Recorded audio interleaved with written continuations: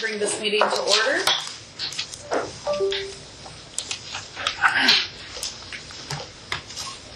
Roll call, please. Shawnee. Here. Bird. Here. Cosgrove. Here. Capital. Aye. Here. Do we have a motion to approve the minutes of the regular meeting from March 11th, 2025? So moved. Second. Minutes are approved. Do we have a motion to approve the order of the agenda? Motion to approve. Was there a second? Second. Okay. So we'll move into the consent agenda. Do I have a motion to vote on the order of the order of the agenda. roll call? Shawnee. Yes. Bird. Aye. Cosgrove. Capitan. Aye. Aye. Do we have a motion to approve the airport vouchers totaling $421,652.06? Motion to approve. Actually, we approved the whole consent agenda. Okay. Not just that. So. Okay. Do we have a motion to approve Second. the consent agenda?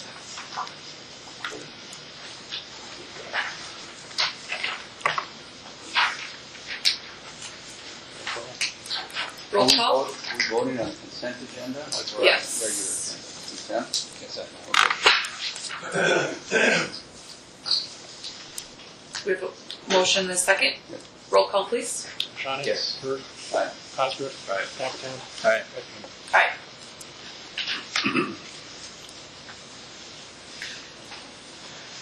Let's see. Number 1. Do we go to two? You want to? You can either stand or you can sit there. Brian Opstall here from Brady Marks. The audit. Morning.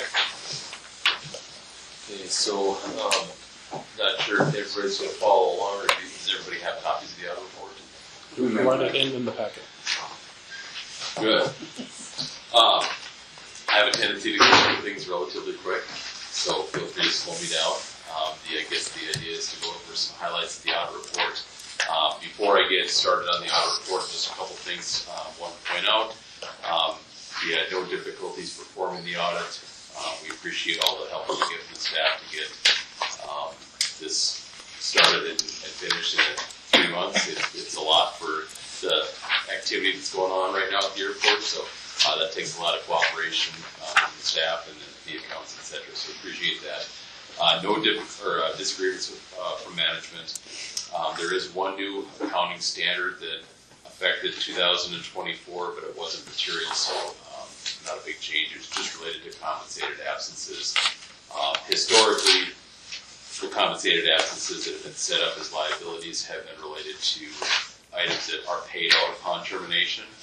The new standard requires a look at vacation, sick leave that maybe isn't paid out that's intended to be used. And so, based off that analysis, there wasn't a big change for the prior years. So I want to point that out. The other thing is just maybe a soapbox item for everybody just to keep in mind is we've had a couple auditees now fall victim to some cybersecurity fraud items. And my takeaway from that is if you're paying any contractors or vendors electronically, or even direct deposit, if you ever get a request to change that routing number, account number on the payee side, to make sure you follow up with a phone call. They hacked into somewhere in the email system, sent maybe even a valid email from that email.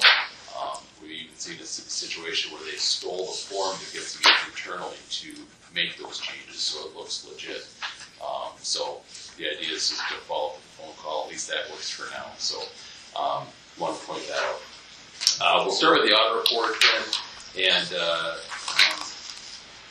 pages 2 through 5 is the independent auditor's report, where we've issued an unmodified opinion on the financial statements that is considered a good or a clean opinion, that they are clearly stated in accordance with generally accepted accounting principles. Keep in mind it is management's responsibility for all the financial statements as well as the footnotes in the financial statements, and then our responsibility to ensure that they're reasonably stated, and that's what our opinion is stating, is that we believe that they are. next section, which is pages 6 through 11 in the financial statements, is known as management's discussion and analysis. What this section is designed to do is to provide you with some additional insight from management's perspective on the year. It does have some comparative information, which is, I guess, the only spot you're going to see current year versus prior year. Sometimes it's hard, especially when you've had some grant dollars, to look at year over year because the COVID grants, et cetera, kind of make things a little bit larger last year than they would be this year, et cetera. But it does have some insight as far as some things that have happened that maybe caused some of the changes, et cetera, in that section. Kind of probably the easiest read of the financials. Then we get into the actual financial statements, which are on pages 12 and 13. The bottom of page 13 shows the total net position, which would be your equity or retained earnings within the airport authority, $217,003,516. Of that number, two lines to the bottom, you get unrestricted $62,536,939.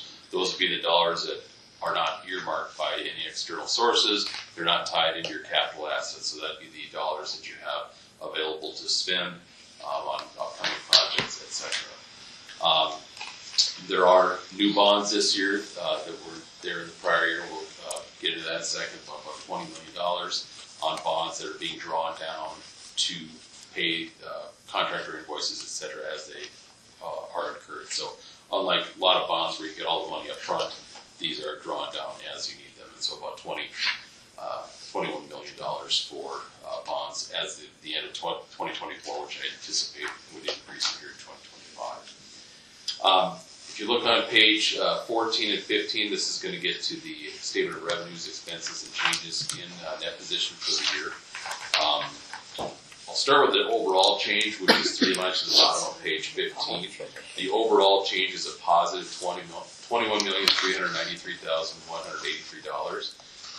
Keep in mind that you receive federal grants and state grants that help pay for projects, and so what ends up happening is you get these grant dollars in that shows up as revenues on this statement, but the expenditures are being capitalized on the balance sheet, and so you kind of get this gross up of the income statement that doesn't net out necessarily. We'll get to the cash flows in a second, but just keep that in mind that the $21 million includes about $18 million of grant dollars. That income before the capital contributions was $353,469 positive, and the operating income, which would be before your interest income, property taxes, etc., it was an operating loss of $4,235,836, which does include about $5.5 million of depreciation expense, which would be non-cash. So, then we get to page 16. This is the statement of cash flows. About 5 lines from the bottom. The overall increase in cash flows was $20,957,089. A lot of this has to do with the bond proceeds that you received, as well as favorable interest rates, grants, etc. So, obviously a positive year for the cash flow statement. Then we get into the footnotes to the financial statements, and I typically don't go into much detail there, but if you're looking for significant accounting policies, changes in your fixed assets, which you had a lot of activity, obviously, the debt as well, you can look into that section. For right now, I'm just going to look on pages 46 and 47, which starts basically our secondary reporting section. We have the government auditing standards report. This report is a high-level overview of your internal control structure at the airport authority. We have one repeat finding, and it's just related to the fact that we prepare the financial statements. There's some things that we help with to ensure that everything is reasonably stated, so that is technically a risk, is that we're putting that together. However, we do have your staff and fee accounts review and approve these financial statements before they get issued, so that helps mitigate that risk. So still point that out. There's no changes from the prior year as far as that comment. Yes. On that one, Yeah. I think we make the statement in there that we have chosen not to deal with that finding because of cost.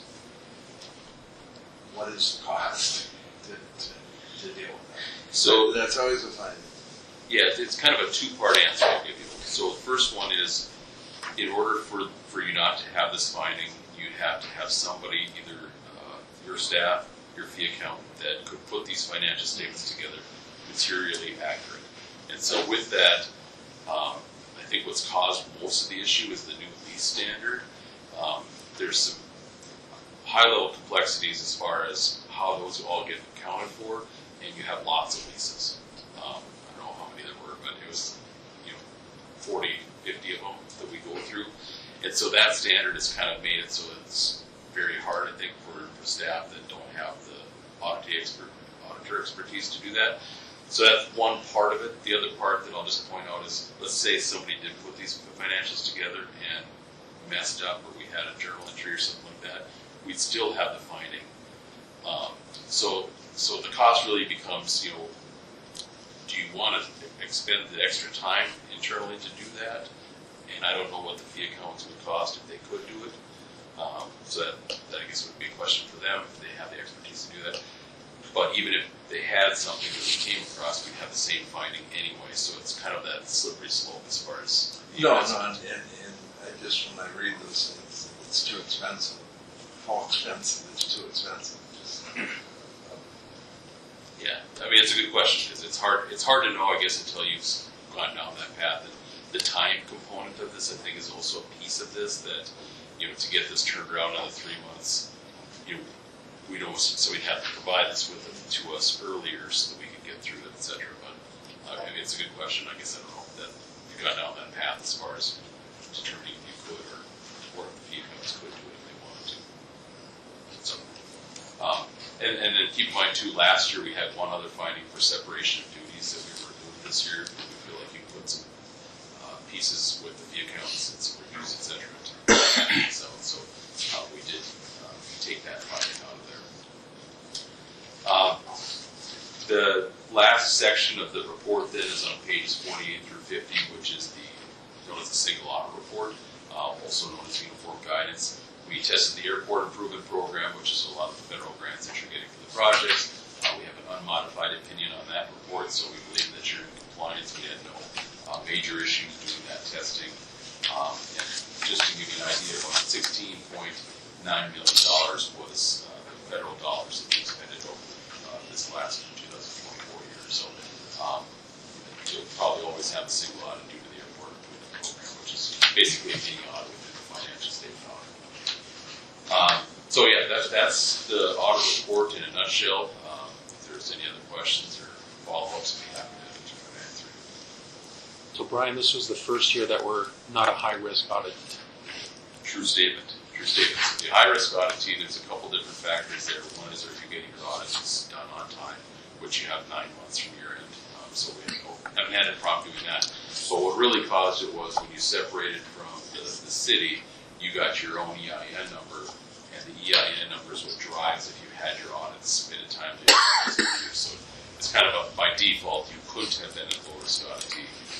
The other thing that would cause you to not be a high-risk or a low-risk audit team would be is if you had audit findings that either were material weaknesses or compliance findings within the grants, and you don't have any of those. So going forward, you will be considered a low-risk audit team until something like that would change, which I don't anticipate.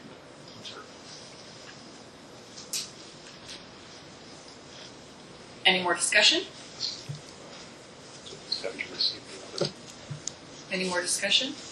I would like a hard copy of the audit if I We emailed those out. Do you I want a understand printed that. one? Yeah. Yeah, okay, we'll do it. I have a couple to hand out here too, so please do stay here. Okay. Do we have could. You got an extra one. Yeah. do we have a motion to receive the audit? So move. Second. Okay. Thank you, Brian, for coming in and Yes, roll. I do have the passenger facility charge Yeah, that's audit too. I next. think I saw that on the That's agenda. next after they vote. Okay. That's next. So roll call on accepting the Shawnee, Yes. Bird, receiving. Aye. Cosgrove, Capitan, Aye. PFC. This will be very quick. So the PSCs, or the passenger facility charges, also have a separate guide that we have to audit from that's required by the FAA. And we have an unmodified opinion on the passenger facility charges, so each time airline goes out, there's a fee that gets assessed to the passenger that goes into this pot, and there's approved projects that you can spend this money on. And so we go through an analysis and ensure that all the money that you receive gets properly reported to the FAA and that those monies were spent appropriately. And so within this report, it's basically stating that we have that unmodified opinion that there's no findings, and then a little chart as far as the monies that you came in and out on a cash basis. About $2.25 million comes in for passenger facility charges. So that is basically that report. No changes from prior years other than the dollar amounts. Any more discussion? Any more discussion? Do I have a motion to receive?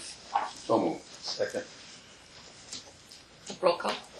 Yes. Bashani, Bird, Aye. Cochran, Capitan. Aye. Heckman. Aye. All right.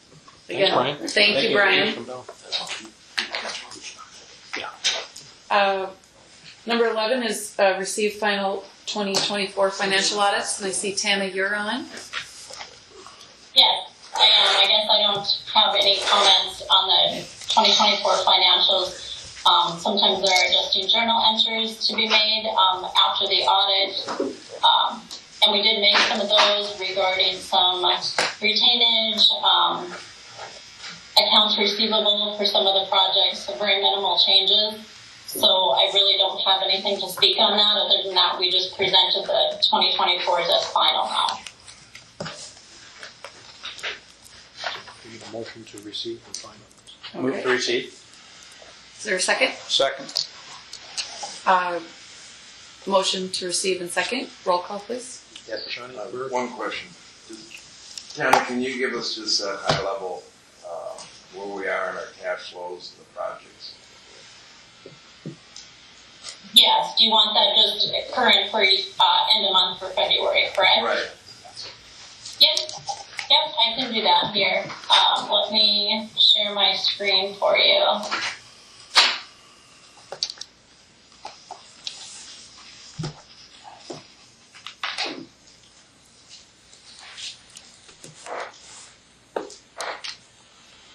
All right, here we go. As far as February, I know you just wanted to speak on the projects, but just really quick for the February financial recap for the operating fund. Still no issues. Revenue's tracking where it should. It's slightly under budget, but that is due to parking, which we're aware of, and we know the reasons for that. Continuing to watch the parking statistics and information is also in this packet if you want a little bit more detail, and I know that Greg could be on the line and could speak to that as well. As far as expenses are tracking lower than budgets, and salaries are still tracking lower. The only thing higher on the operating budget for expenses would be just some general equipment repairs and stuff that we had coming due, and we can budget and break it up by month and stuff, but really those costs just come when the equipment breaks and we need to. So we're a little bit higher than what we budgeted this time of year, but I have no concerns with that. Net income, we're still a little higher for the end of February. As stated last month, the interest rates are starting to come down. We're starting to spend a lot of that money on the upcoming projects, and so I don't see our net income being, enormous going forward. But it should be more of we plan the budget to be at the end of the year more of a break-even budget. So I think we'll see it start to stabilize out as the year goes on. And at the end for the next board meeting, it will be end of the first quarter. So I'll just kind of give you a good first quarter recap next month. As far as passenger employments, still super great. Way higher than they were last year at this time. We set records in January and February for the employments. Busiest months at the airport, 96,000. 2024 was the closest at 86,000. So employments are doing good. We expect them to still track upward as the year goes on. Here were the parking statistics.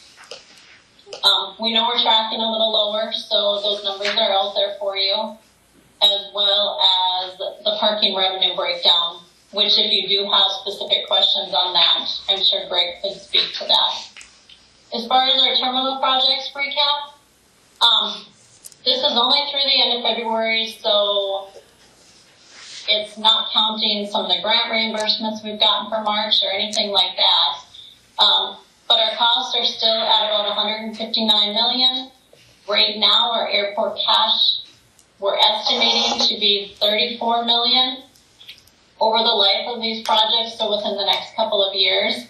But keeping in mind at this point, we know that that state aid of $60 million plays a big role in that. And that $34 million out of pocket includes assuming we get that $60 million. So if we only get $40 million, then our out of pocket cash is going to be $54. So we continually to watch that, and I think by next month we may have a better idea of how that can play into our financials. But to look at each project in and of itself, let's see here. The terminal expansion, that is the biggest one. I guess there's not much change from when I presented these in January. As far as what the contractors say and stuff, we are tracking slightly under budget. There are no major concerns. There are no major expenses that have popped up on any of the projects. So we just see those tracking as we have. The apron and glycol one, we've spent, I can go back to the terminal expansion. The terminal expansion, we've got about $18 million in grants. We've spent about $8.5 million in cash. And keep in mind, that's some of the costs that come in. We got those reimbursements for in March. So if it looks skewed to you, that's maybe a little bit why. Our expenses for the terminal project through February are roughly $27 million at this point. The apron expansion, we've been reimbursed $532,000. We've spent about $235,000. And every month we do submit in for the approved and the allotted expenses. There are some expenses that are not covered by the grant, so we've not asked for reimbursement for those. But we do that every month. The apron reconstruction project, right now that is just in the very beginning stages, and so the expenses on that project are $160,000 at this point. If we look at the parking, we know that we have the Bank of North Dakota loan for $40 million, which we are drawing down in increments. So we didn't advance that money up front. We advance those dollars as we need them. So as we get invoices in from the contractors, we're asking the Bank of North Dakota for reimbursement on those, which is why you will see we're at about $24 million advanced on that $40 million loan. And the out-of-pocket airport cash at this point is about $15,000. As the project goes on, though, that funding will run out, and we will be out-of-pocket about $5 million. But as the time tracks on that, we are not going to be spending that money until late 2025, where it's going to be airport cash that needs to be used. For now, we can still keep advancing that loan. We are tracking the cash forecast, and I don't see any problems with the projects that we have. I know in the agenda we're starting the South GA project and stuff, so next month I will be building that in, and I believe that could become a bigger project. And we will, as we have been already, tracking the income or the potential grants and the expenses that will go along with that. Did that answer your questions, or do you have additional? No, we're tracking well.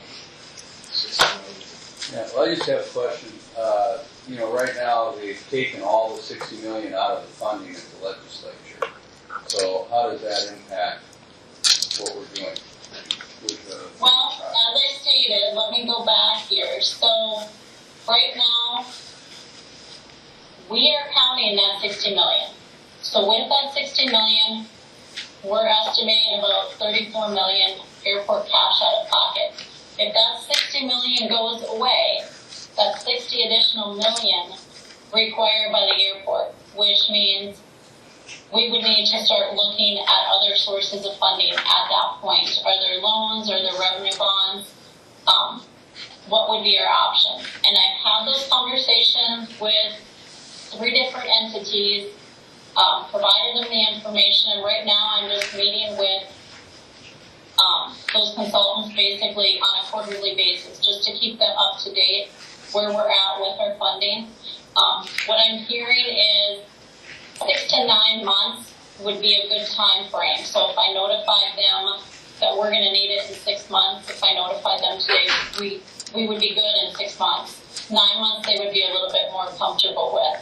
So that's why it's really important at this time to, for us to keep tracking that 60 million and how much are we going to get.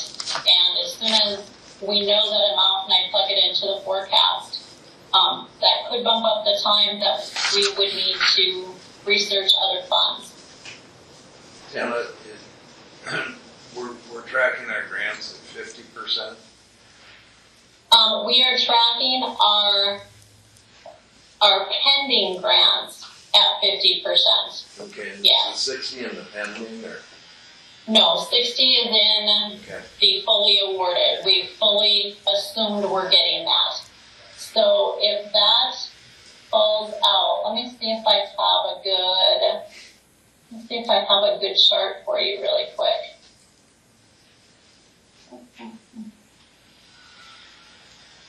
I like Excel, if you can tell. Let's see.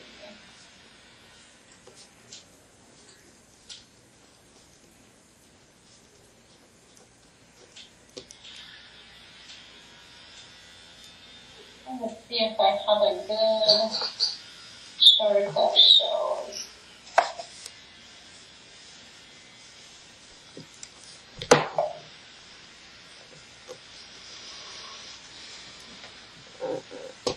So if we track everything at 50%, what is pending out there, we would need about 65 million. If we track, if we get everything as we asked, we're down to about 30 million. And those are just estimates. Those aren't, I update those about every quarter, so they'd be more updated for you at the next board meeting. But the pending grants out there are not many at this point. We know we're getting the AIP dollars. The pending ones are the state allocation. Really, that 60 million is the biggest of the pending grants that are out there at this point. So I guess, So at this point, let's say we're in. yeah, just kind of boil this down. So I guess my question was, if the 60 is not received, then you're saying it would take 6 to 9 months to bond to offset that money? We would have to, then we would pull that 60 million out of the forecast. If we pulled it out of the forecast, it would tell us at what point we're going to need that money by.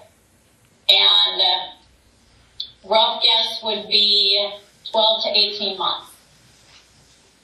Because we do have reserves, we do have these projects that have funding secured, but when our... Again, the question is, if we don't get the 60, and you say we need the money, that's kind of my question. If we need 60, 12 to 18 months, where do we get the 60? And that is where we would go and start looking at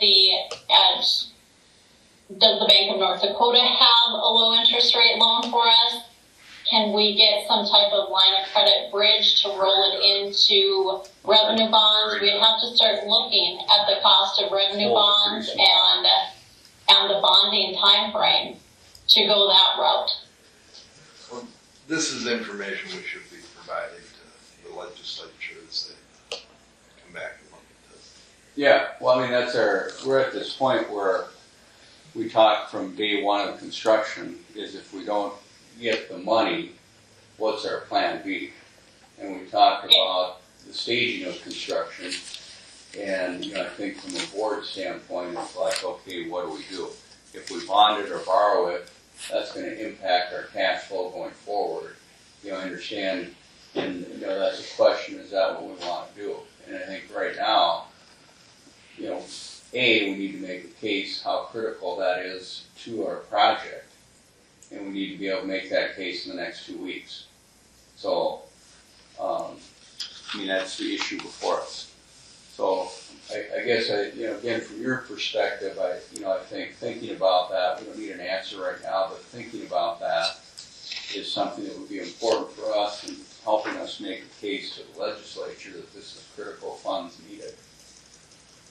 So, And I think I can make that case for you. Let me just show you here what I've been working on, and it's not final. It needs some tweaking.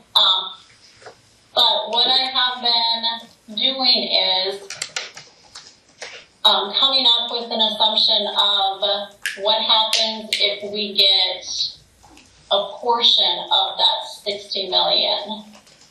Let me see here.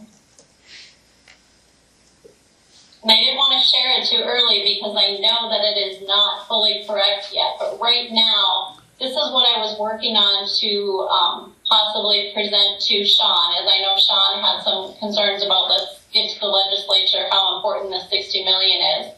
But right now, I'm in the process of comparing what happens, what does our cash schedule look like if we go from 60 million to 40 million? And what's it going to look like if we go to 20 million or zero? So I'm in the process of building that, and I think that would be something that could be presented to the legislature to show them how comparative that would be. I would say we don't need to go through that now, but I think that's would be of high importance. They're going to be making decisions probably in the next week or two. Sure. I will work to finalize it with some different scenarios for that and get it over to Sean for a second set of eyes and stuff before it goes out any further than that. Well, and I think if you have this plugged in, we're going to know kind of where that shakes out. If it shakes out, and being able to update this quickly would be important, just to know what we can accept if we get into that. Yep, and right now, what I have it plugged in as, it would be in 2027. And that's with 40 million. If we got 40 million instead of 60 million. But if we get zero, that 40 million, that 2027 year may come closer and it may be next year. So I will keep working on finalizing this and then share my findings with Sean to see if I'm missing anything or if he agrees with it. And on your forecast there also, we could also have a combination of additional bonding funds plus drawing cash out further also. Correct, and that's the part that I can't really read that, but Oh, it's a little small, but we have a number of options there. we do, and what this forecast is missing right now is it's telling me I'm taking some of the money out, so it's showing us where we are going to need the money. But what I need to build into it is when we get that money, what is our debt and what are our payments, and get that into the forecast to see how that all plays out. So I will finish We would and share it. bounce between drawdown cash and debt and then cash flow bid. Correct, and that's what our take is we will always use the airport cash first before we would use any other, look for any other sources. just the other point is their funding right now is for a 2-year period. So Correct. if there's deferred revenue, it's going to be in the 27, 29 biennium. So it's not going to be necessarily 27. So as you're putting that together, if someone's deferred, which might happen, there would be a cost. We'd have to replace that money and hopefully have it reimbursed 2 years from now. Correct. Right now, I've worked with Tom Schauer to build it into this biennium, but we do know that if that does change and gets split out into both bienniums or pushed to the 27-29 biennium, I do need to update the forecast. So as soon as we know that information, these things will change very quickly.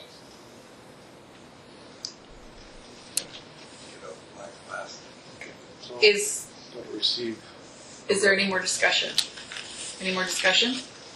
Is there a motion to receive the So moved. financials? Okay, we have a motion and a second and 2 yes votes to receive the 2024, so Oh, we yes. didn't finish that. Bumped into that. Okay, so let's go back to the receiving the final 2024 financials. Rashani? Yes. Bird? Aye. Cosgrove? Aye. Capitan? Aye. Ekman? Aye.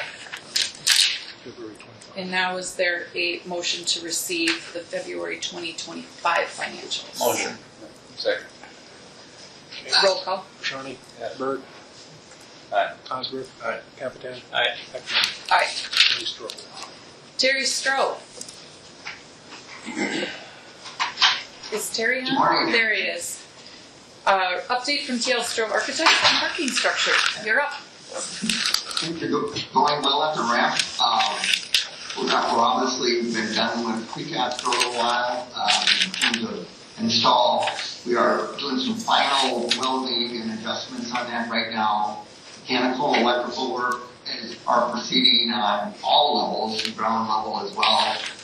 Electrical is actually going to be done at the 3rd floor and moving to the 4th floor next week. So things are going well.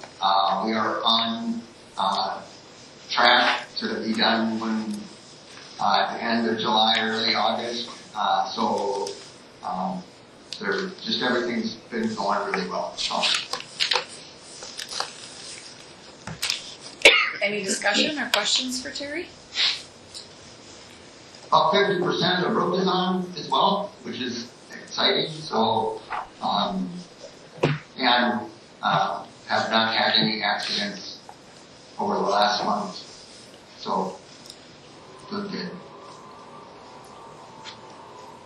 Any discussion?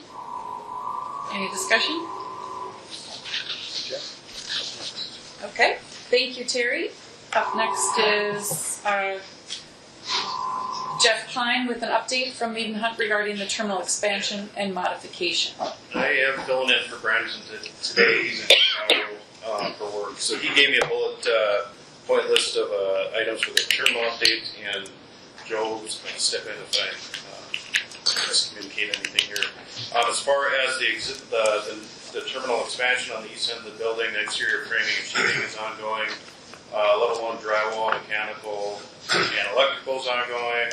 Level 2, the framing, mechanical, and enclosing of the exterior is being worked on.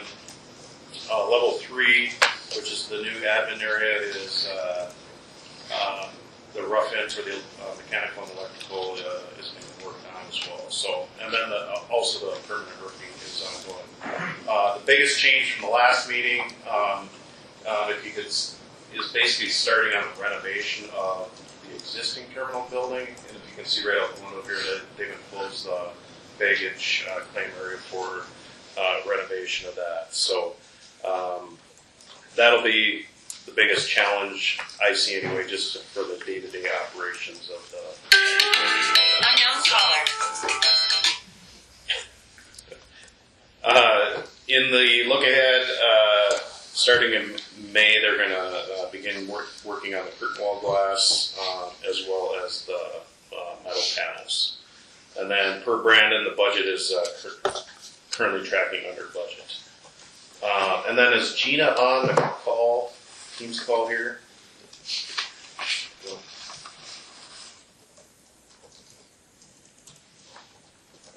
She was going to provide an update on the arts and amenities coordination meeting. The first meeting was yesterday.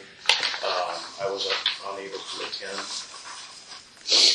I don't see her on, so we'll hold off on that, I guess, an update on that until the May meeting. So We've got her under old business as the update, so maybe she'll log on a little later. okay, yeah, we can check that. Any questions for me? All right, thank you. Thank you, Jeff. Sarah Flowers from Flint for the Flint Group Quarter 1 Marketing Summary. Hey, Madison, you want to share? You got it, Dan? Yep. Awesome. Thank you.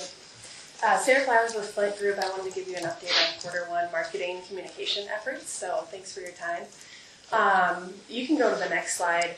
We've talked a lot about leakage lately in the catchment area. Mr. Loom joined the last board meeting to go through the leakage report in more detail. So I just wanted to throw this up here. This is where our paid media focus is.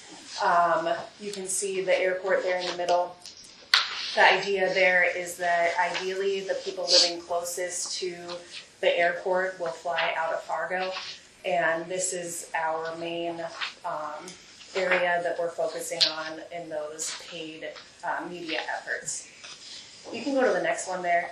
So this Easy Way to Get Away campaign that we have, it started less than a year ago, and this is what we've continued on through this past quarter. And really the focus of this campaign is to talk about, easy parking, soon to get better with the new parking structure. We have fast check-in and security, easy to, arrive, drop off, easy ticketing, fast security, all of that. So that's really the point of this campaign, and it's been going really well. Every paid media effort that we have directs to the Fargo airport, and on that homepage, if you remember, we added a widget called Fly My Airport. So if you want to go to the next slide, I'll show you what we've been doing as far as the paid media tactics. So we added some new ones. This launched February 1, and a lot of these are wrapping up. They either wrapped up in March or some go through April. And then we're going to take a little break, and then the second flight will start in September. But it's been cool because we added Google paid search and display ads, which we did not have last year, and that has been providing a lot of traffic to the website as well as to Fly My Airport. Another interesting one that we added were display ads on Expedia's website. So as potential travelers are searching Expedia, Hector's ads will pop up, and that again goes to Hector's website for a chance to them to book through Fly My Airport. You'll see digital billboards around town here. We also have some in Detroit Lakes, which is to the east of that catchment area that we have. You might see some regular commercials on TV, radio spots, and we have the Map Bus wrap running as well. So if you go to the next one, you'll see Fly My Airport, again, is that widget. We added this February 1, which is when the paid media started. And again, it's a way for travelers to come to Hector directly, use that widget, and then they can book their airfare directly through the airlines. It's a little different. Some people, will just go to an airline app, but we want to be available for them. And also it's interesting because we can see where they're searching to fly. So we can see what destinations are of interest to them. And that helps us see where they're searching and, possibly go to airlines with that info, just better inform our paid media tactics. Next slide, you'll see some results here. So over 6 million impressions across all those paid media tactics that I mentioned before. 50,000 clicks to Hector's website. That's up a lot from last year at this time. People are using the Fly My Airport widget. So over 15,000 searches. Again, this would be in February and March, and nearly 300 seats purchased. Over to the right, you can see the destinations. What's interesting about this is that every single one of those destinations, with the exception of Fort Myers, number 8 there, we do have nonstop flights too, so that's kind of cool to see. People are interested in flying to the places that we have those nonstop flights. And the list kind of goes on from there, but I gave you the top 10 searches. Next slide. So I also wanted to cover, we do organic social media for Hector, so you'll see our posts across X and Instagram and Facebook. The posts that perform the best are with people the last quarter, so we had a good recognition for the Delta team here in Fargo. Frontier had an all-women flight crew that we posted about. And then the construction updates performed really well. People are excited about the parking structure. 700 messages, that means comments, that means direct messages. That really shows that Hector's social media is seen by travelers as a customer service spot. I messaged Darren, he helps on some of those direct messages depending on what the questions are, but thankful for his help in some of those as well. Huge engagement numbers and impressions compared to last year. So a lot of excitement with everything going on here at the airport. Next. So this is, I just wanted to pull this. You'll see the paid media spend at the bottom, and then you'll see the enplanements that we've had going back to last April.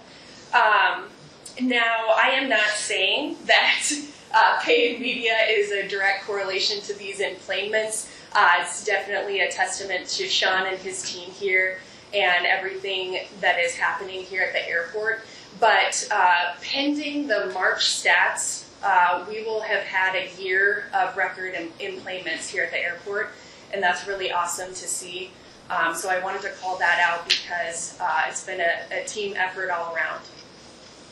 I'll just interject. March was our busiest month since 1931, 56,399 employments. Perfect. Awesome. So yeah, made a year then. Very cool. And then the last slide, just want to talk about a little bit what's next. We will continue, if you go to the next slide. Like I mentioned, that first paid media flight here ends in April. Take a little break. Start again in September. Research shows for domestic flights, people book 30 to 60 days out, and Q1 for 26 will be busy, so kind of trying to capture those travelers. We started yesterday in conjunction with the Vegas CBB, a free trip to Vegas. So the Vegas CBB reached out to the prize partners. Allegiant is offering travel vouchers. So that's a way to increase knowledge of that nonstop flight, Fargo to Vegas, and a good opportunity for us to work with that Vegas tourism industry down there. Working through some web updates, we would like to add the Fly My Airport widget to a few more of those web pages on Hector's website. We are here to support with the parking structure, so if any needs arise there, we're happy to help. And then just wanted to call out that new logo we introduced last fall. Getting that out into the community, making it more recognizable as people encounter it. So that's what I have. If you have any questions or ideas, I'm always happy to assist, so let me know. A quick question. Do you have anything planned to celebrate the parking garage opening? Yeah, so we did an initial plan, sent it over to Sean, so we'll be meeting again and kind of figuring out a more formal game plan for that. Possibly a VIP tour or some kind of celebration. Does any discussion? Could you go back to your paid media catchment slide at the very beginning, please?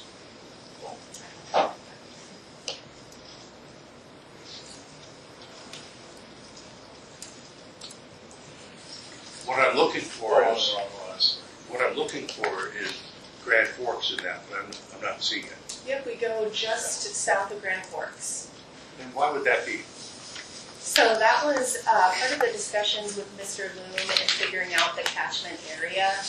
Sean may know more as far as kind of the art of how we determine this area. It actually would increase the leakage because of the people within the greater Grand Forks area. The majority are flying out of Grand Forks. Everybody I know from up there flies out of here. There's some. I mean, everybody I know from up there flies out of Fargo. But what it does, and Mr. Lum explained Well, that, what it does is it skews the leakage. It would be even greater. But that's our biggest opportunity, is that population versus Wheaton, Minnesota. Possibly. That's my hometown. Saying, and I would say in the marketing world, I would say our next biggest category of people and customers, that's Grand Forks. We're sort of getting it through the TV. I mean, it's the same. So the television really is there. It's just my thoughts. I don't understand. Mr. Burke? A couple questions. So I think that's to the point, one of our quests the last 2 years was to reduce the leakage out of the SNAP. And we really had a struggle in trying to measure that at all. And so I guess to the marketing, is there any way you can measure that in a more timely basis? So the last leakage report was just run, and that covered, was that in March that one was? Yeah, it was March of last year is what their Yeah. numbers were. I guess I just, again, I don't have an answer, but I think it'd really be valuable if you're doing marketing and we see that leakage number shrink. And so if you can think about how there would be a way to measure that, that would be really helpful. Sure. The other question I had is we talked a lot about, I think 2 years ago about having a widget that said cost of flying out of Fargo versus cost of driving Minneapolis and doing that. Did we take that any further, or is that just kind of set aside? Yeah, so I have provided a cost breakdown and analysis of that project. It would be a calculator or even possibly just a graph showing, and provided that to Sean and his teams for evaluation. So more to come there. The ones that are on the market today have moved off of primary spots on the websites. Looking at Sioux Falls and Grand Forks, they used to be on the homepage. They moved them back, which tells me that users are not using those calculators. The ones also that are on the market are very manual. So you have to go out to Minneapolis, figure out all that cost, go out to Fargo, figure out all that cost, plug it manually into a calculator, and it spits out. And that's a lot of work on the traveler. So there's definitely pros and cons to considering that option. I think the objective was to get the traveler to think about that before they book for the flight in Minneapolis. And so I don't know if that needs to be real complicated. But again, to get that leakage down, people can think, yeah, it's $200 cheaper in Minneapolis, and then as they're driving back at midnight, realizing that, hey, that $200 might not have been so bad. Yeah, and that's definitely the point of that easy way to get away, where we're trying to talk about fast security, easy to get here, all of that. So I think once you figure out the cost of driving down there and parking in their parking lot, that $200 goes down pretty much to nothing. Yeah. And then you get the 3 to 3.5 hours of drive time both ways. And so to echo Jim's point, I think parking is $34 a night now for a day in the Minneapolis parking structure, and then you calculate the gas, but maybe you don't make them calculate it. Maybe you say, average gas price, parking garage, your time, that type of thing, and just put it in a graph or something, just so there's something on there that reminds the traveler the cost of traveling to Minneapolis as an alternative. yeah, I would recommend a graph. The other, back to Commissioner Strawn's point, in the catchment area, I think Greg can help us with S&P. We should be able to buy the zip codes for people paying for parking, which would help to identify where our customers are coming from. And I know we keep getting close to that, but we don't do it.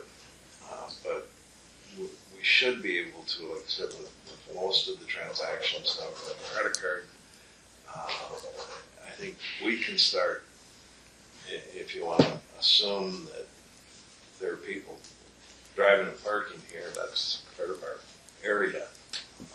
Big revenue for us, too. It's revenue also. So I would check with Greg and see if we can. And I think we have to buy that, but that might help.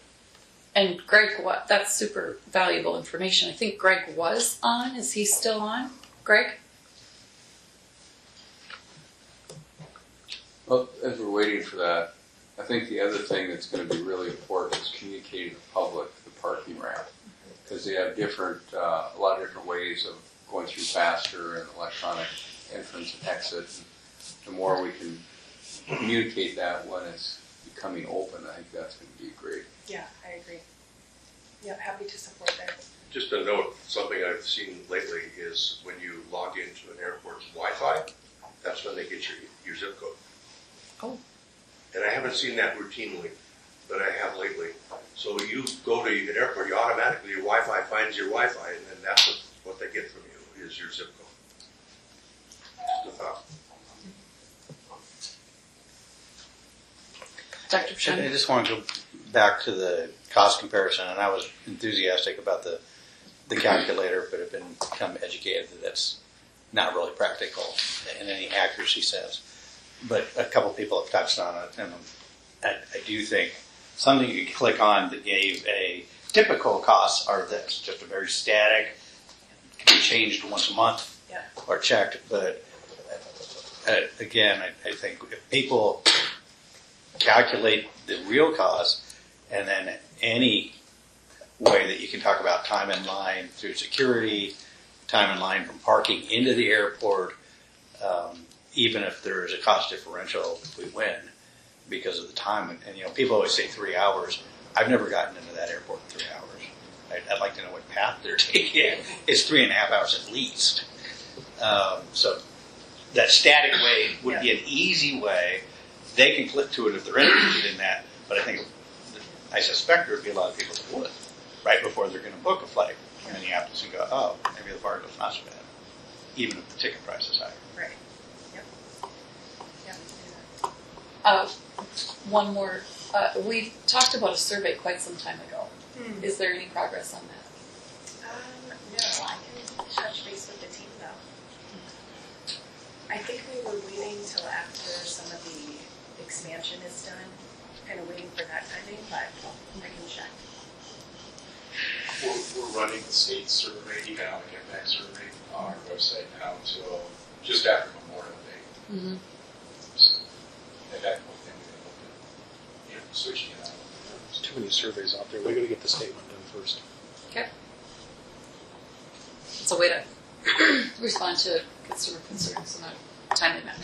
Well, we still have the QR codes up and so forth. And I don't know if anybody's responding to those or not. Oh, the QR codes. So.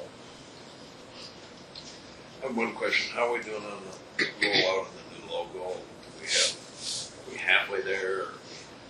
Where are we? Yeah, so all of the paid media, everything that we're doing on our side has the new logo with the exception of that map bus wrap, which is ending here soon, but we had just gotten that in the fall anyway.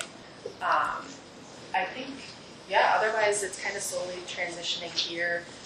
That Arts and Amenities Committee that kicked off yesterday, that will be a part of that committee too, ensuring that the branding and logo is consistent throughout.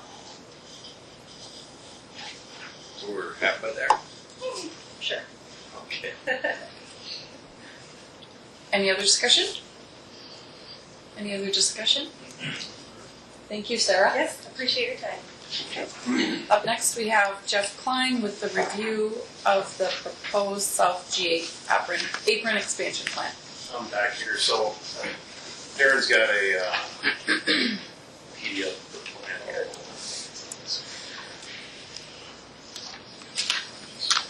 And this is just a continuation of the discussion from last fall where there's a hangar being built in the South GA north of Detroit Airports, south of the military taxiway. Yeah.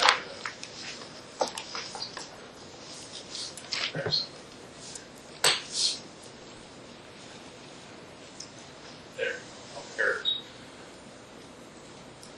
All right. Whoop. Yeah, I gotta share it.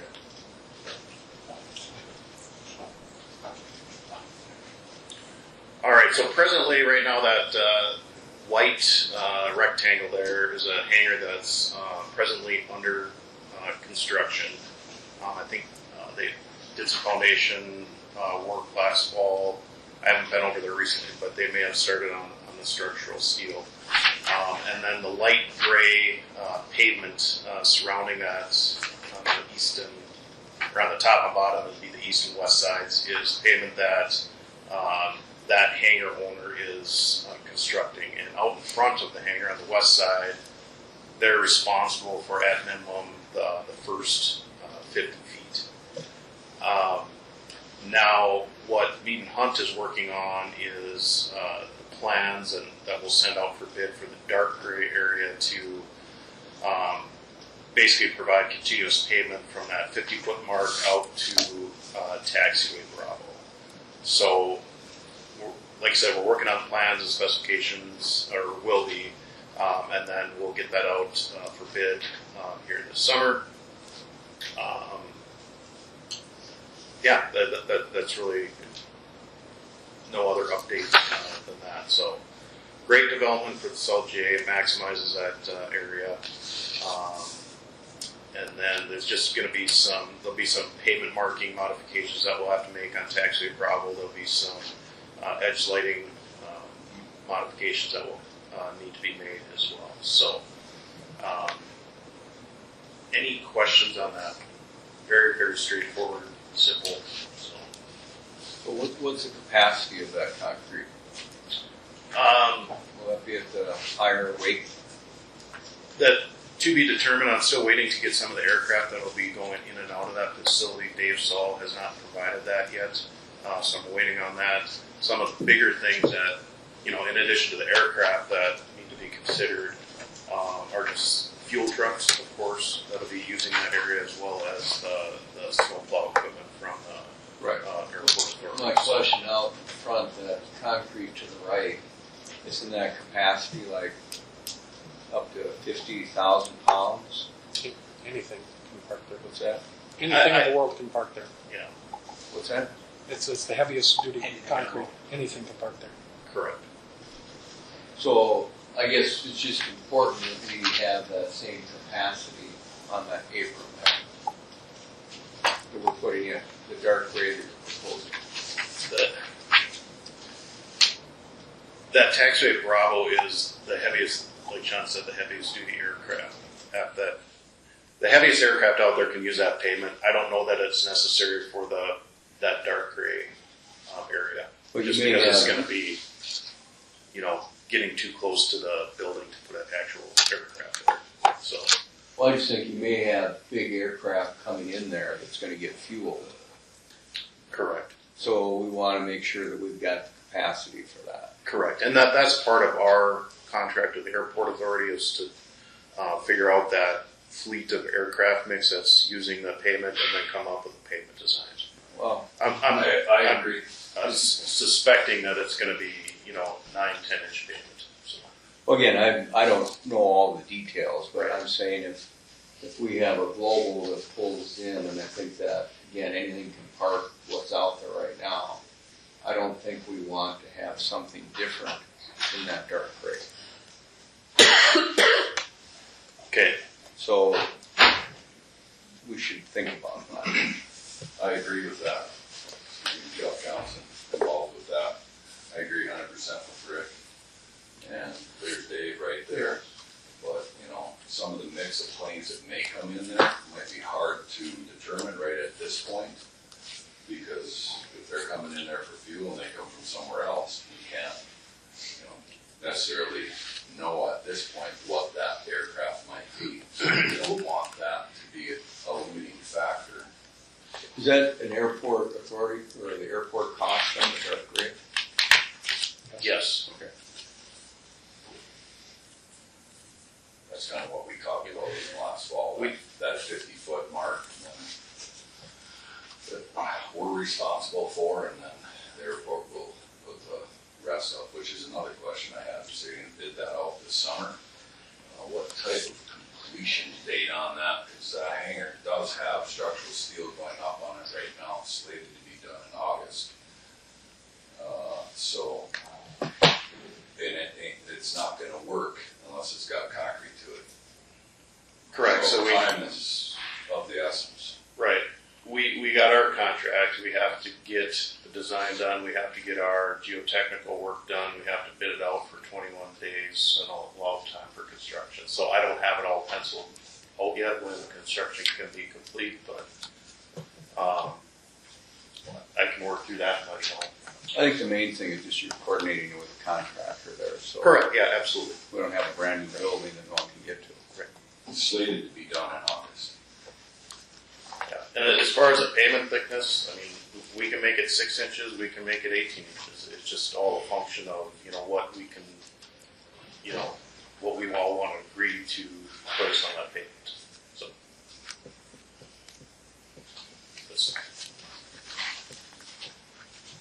So what is the determination or the determination of what it's going to be? Just collectively come up with a fleet mix and assume, frequency of use, and then we take that data along with the geotechnical report and work through the pavement design.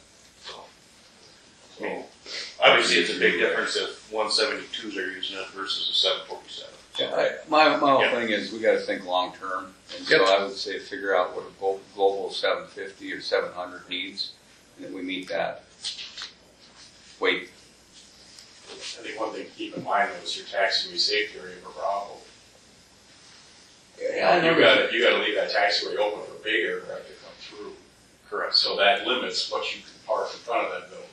If it was a larger aircraft, you might have to just go park, to the south there. See how the taxi lane, it angles down, and that's to protect the safety area. Yeah, I don't want to get into all the details here, but I'm just saying let's coordinate because I think that's important long term.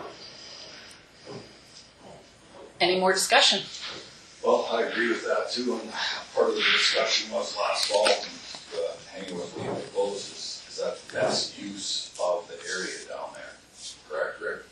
So, obviously we maximize the footprint, the use of it, so we want to be able to continue that. So what is on the north side on the right? Is that the guard? No, just that grassy area between that taxiway and the building? Right there? Yeah, that grassy area. Would that be something that an apron could be put on as well? No, because I don't know the exact distance offhand, but within so many feet of the military taxiway center line, we can't have anything there just to allow for the We're calling that a military taxiway. Correct, yeah, that's the entrance to the guard base. The north edge of that hangar is as close as it can be. That end right there. Otherwise, the guard can't function. C5 comes in, the wing's going to hang way out here.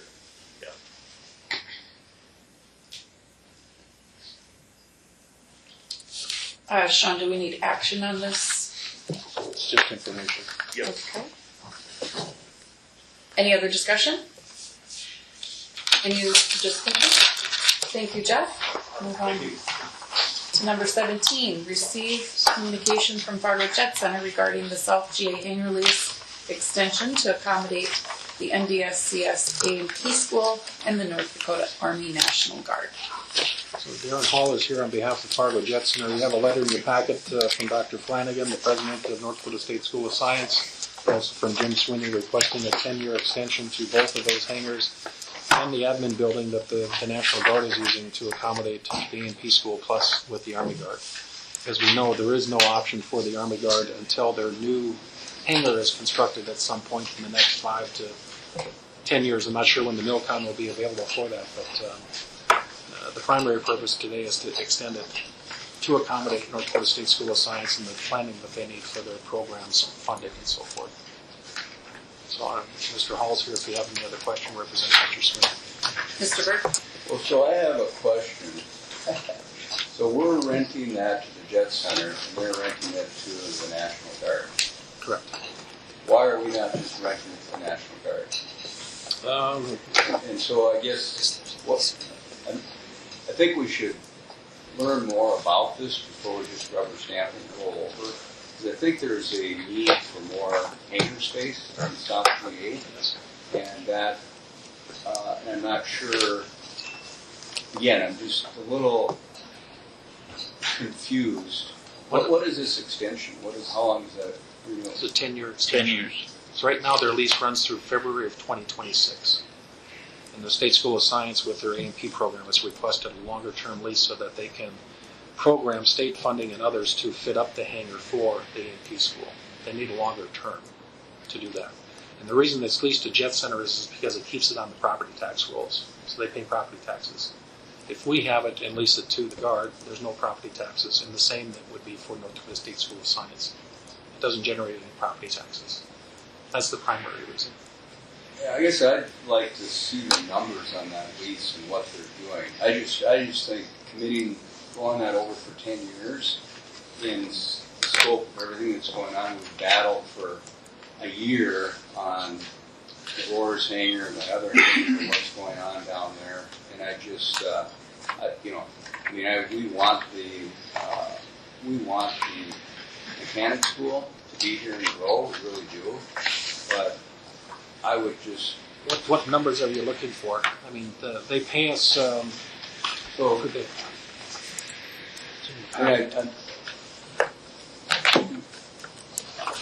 Well, if we take it over, then there's no taxes.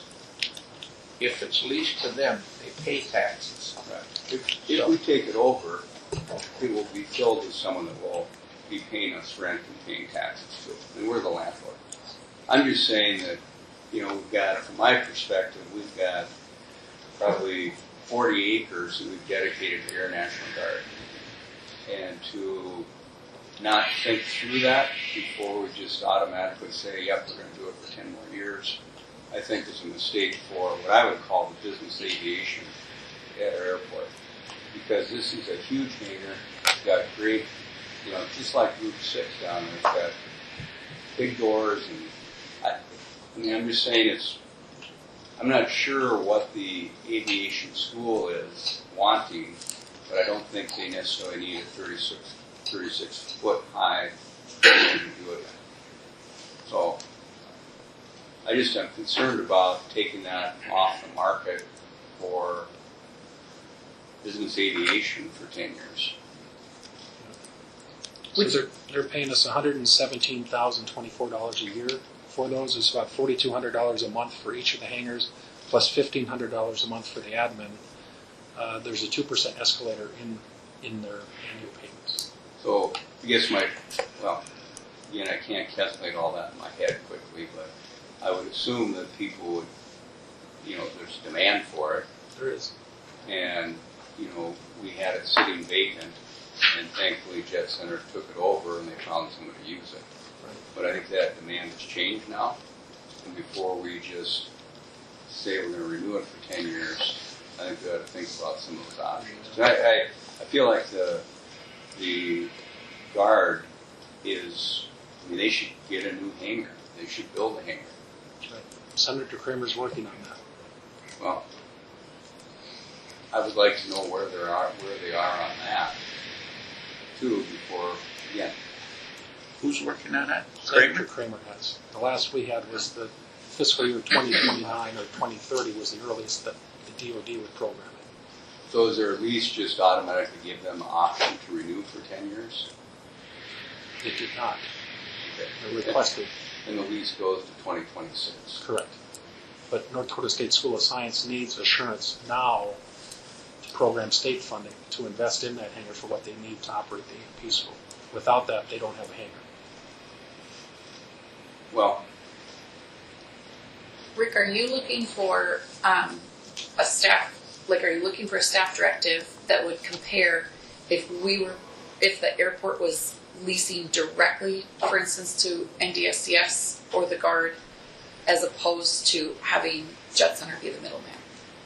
Well, I think that's one issue. I think the main issue is I don't know if we want to keep that hangar off the market for general aviation. If we're promoting general aviation, I think we absolutely should promote more services at the airport, whether it's pilot training, mechanic training, anything like that. I don't know if this is the best place for that. So I'd like to know what their plan B is. I think they're using, my understanding is they're also expanding into that building by Costco that they own. That's run by the University of Washington, and they were doing truck training and that. I think that's part of their mechanic operation as well. But I think they were going to do classes up at the old Kmart, the Skills and Technology Center. Yes, that's what I'm talking about. Okay. I don't know, I just, again, I don't support just renewing this for 10 years. I think the purpose of that hangar really is for general business aviation, and we should make sure that, you know. Is there a time constraint on this at all, or? What? Just in the letter, Darren, do you have any more insight? Yeah, I mean, what's the situation with? Yeah, so we're actively working with the school. Thanks, Darren. No, we're actively working with the school. Goal is, their plan is to have that open this August with their first cohort of students. I think they'll limit their first class to 20 students in this first year. But as we're working in that, we know there's things that the school needs to do to invest in that hangar, to build it out properly to be a maintenance training space. And as Jeff said, we've used it for a number of years of storing our own aircraft. One of the challenges with that hangar when we talked about using it for, I'll say, corporate aircraft, is the hangar doors are only 60 feet wide, and I think it's a 20 or 22 foot height on the doors. And so when if you're going to move a King Air in and out of there, you've only got a few feet on either side, or a Pilatus, something like that. You've only got a few feet of clearance on either side of that aircraft. So they've got a Cessna 340 in there. They'll get a few other aircraft donated to the school as equipment or airplanes to work on. The rest of the hangar really will be built out as technical workspace. And for them to invest in building that out, that's where they're looking for, we need a longer lease with us to then ensure that they'll have, the return on their investment in the property. And this is just the start of the school. The goal is to grow that program to not just have 20 students, but if we think back to the days of Dakota Aerotech when there was 100 students or 150 students, we really think this school is going to grow. And so what's their next investment? Either utilizing that hangar, how can we best utilize that space? Could we build classrooms off the back of it, if that makes sense? You're correct in saying they'll use 2 or 3 classroom spaces in the Skills and Technology Center that's on the 19th Avenue campus, where some of their classrooms are moving to their new facility that's on 64th Avenue South. So they're having a couple classes vacate on that. The aviation program will take that over. But really all the technical space will be done in the hangar, and that's what they're looking to build out. So what's your relationship with the program? So currently they contract with us. We have an interim program manager. That person's in Phoenix today picking up donations from United Airlines, and he'll work his way up to Fargo. He's writing all the curriculum for the class and will help whoever they hire. They just started their hiring process for the program manager and an instructor. They hope to have that completed in the next 2 months, so they're ready to go when August comes around. So again, starting a program is expensive, but why not start it at your current facility? We're almost at capacity at our Fargo Jet Center facility. Yeah, with the addition and we're almost. If you walked through the hangar yesterday, there wasn't room in any one of the new facility we built. That's completely maxed out. Our original building that we used as our first building that we started with in '95, that is full of all of our flight school airplanes. So we've got room now for transients to come through, but we wouldn't have room to host a maintenance school. I'll just say that. Well, that's kind of my point. There's a shortage of hangar space. This takes a hangar in the South Ramp off the market for 10 years. So, but it provides growth to, if you think of the mechanics and how aviation is growing in North Dakota, the mechanics coming out of this school are going to help all of our businesses grow in supporting aviation in North Dakota. Don't disagree with that. I'm just surprised that there's no room or ability to coordinate with them on some of your maintenance now. Yeah, this program starts, and they've got their new campus in South Fargo, they've got the old Kmart. The old Kmart's gonna be up for sale. Yeah, Oh, it has been. It's been up for sale for a long time. Yeah, No one's gonna buy it. well, that's because somebody screwed up. Anyway, I think if we don't need to make this decision today, I think we should investigate this a little bit more. I think it's part of a challenge that we don't have a real clear master plan for the airport, because I think we should have opportunities for more schools and those types of things here. Again. Well, I know there's a severe shortage of aircraft mechanics. And if you don't have aircraft mechanics, I, being one, would not want to fly an airplane. That's important. You darn right it's important. How would you like to proceed with this? Well, I'd like to not act on this today, and I'd like to find out what other options Wahpeton may have. I doubt they're going to move with anything until the legislative session's over. And I think it would be good to hear from some of those hangar owners down there and see if they're interested in that. They hangar. are. Group 6 has made it well known that they are, and I communicated with Keith McGovern, talked to Kevin Say Brightback that again, yesterday. made it known Group they 6, are. oh, they always have been. They have been. They have been, but they do understand that there's no place for the Army National Guard to go. If the Army Guard loses that lease, Rick, they move to Bismarck. We lose that entire organization. And as far as the programming for the MilCon, for the new facility, as I said, Senator Kramer's working on that. And as Darren explained, some of the aircraft that Group 6 have won't fit in that hangar. Well, Group 6 isn't the only. But they are interested, and I'm sure there's others too. But I guess it's up to the board to decide, do you want to keep the Army Guard here, and do you want to accommodate the school? I don't know what option B is. I don't know if I don't they have. believe there's an option B for the school right now, and certainly for the Army Guard. We worked with them over the past couple of years, evaluating could we build a new facility for them, and they took it to the Guard Bureau and it was shut down. They just don't have the funding currently, and as Sean mentioned, they're looking at 2029 probably before they move forward with it. The Guard. Guard, yeah. How long ago? The Guard took it to the National Guard Bureau as an opportunity. So what are they storing in there now? They have UH-60s, the Blackhawk, and then the Lakota, which is the EC-145. So they have multiple of those aircraft. Depending on, they have aircraft that will be deployed to the southern border, things like that. Typically, I think they've got about 3 helicopters based in that hangar. But that'll fluctuate depending on their missions. And they don't have any hangar space.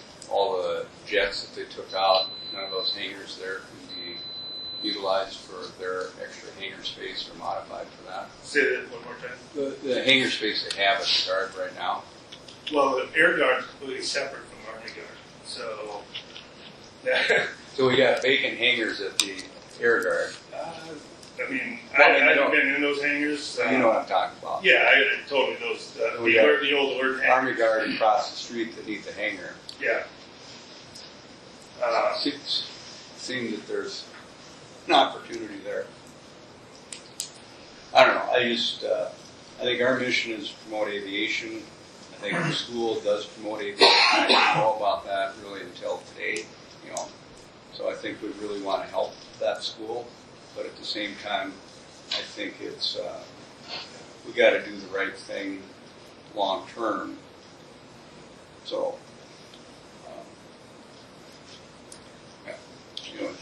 Well, what's the bottom line? When does this decision have to be made? Darren, when do they need to be? Well, I have to go back to the school to see financially. They're waiting for some dollars to come out of the legislature that will help them get this school started. And so I would say in the the next 60 days, this should be decided, and because if they're going to start by August, I know we've got this month an inspection by, I think it's a state education entity, I'm not sure which one, and then in June we get our FAA inspection, and we have to have everything in line with the FAA's requirements for us to be able to open then in August and be ready to go. So now is not, I would say now is not the time to delay.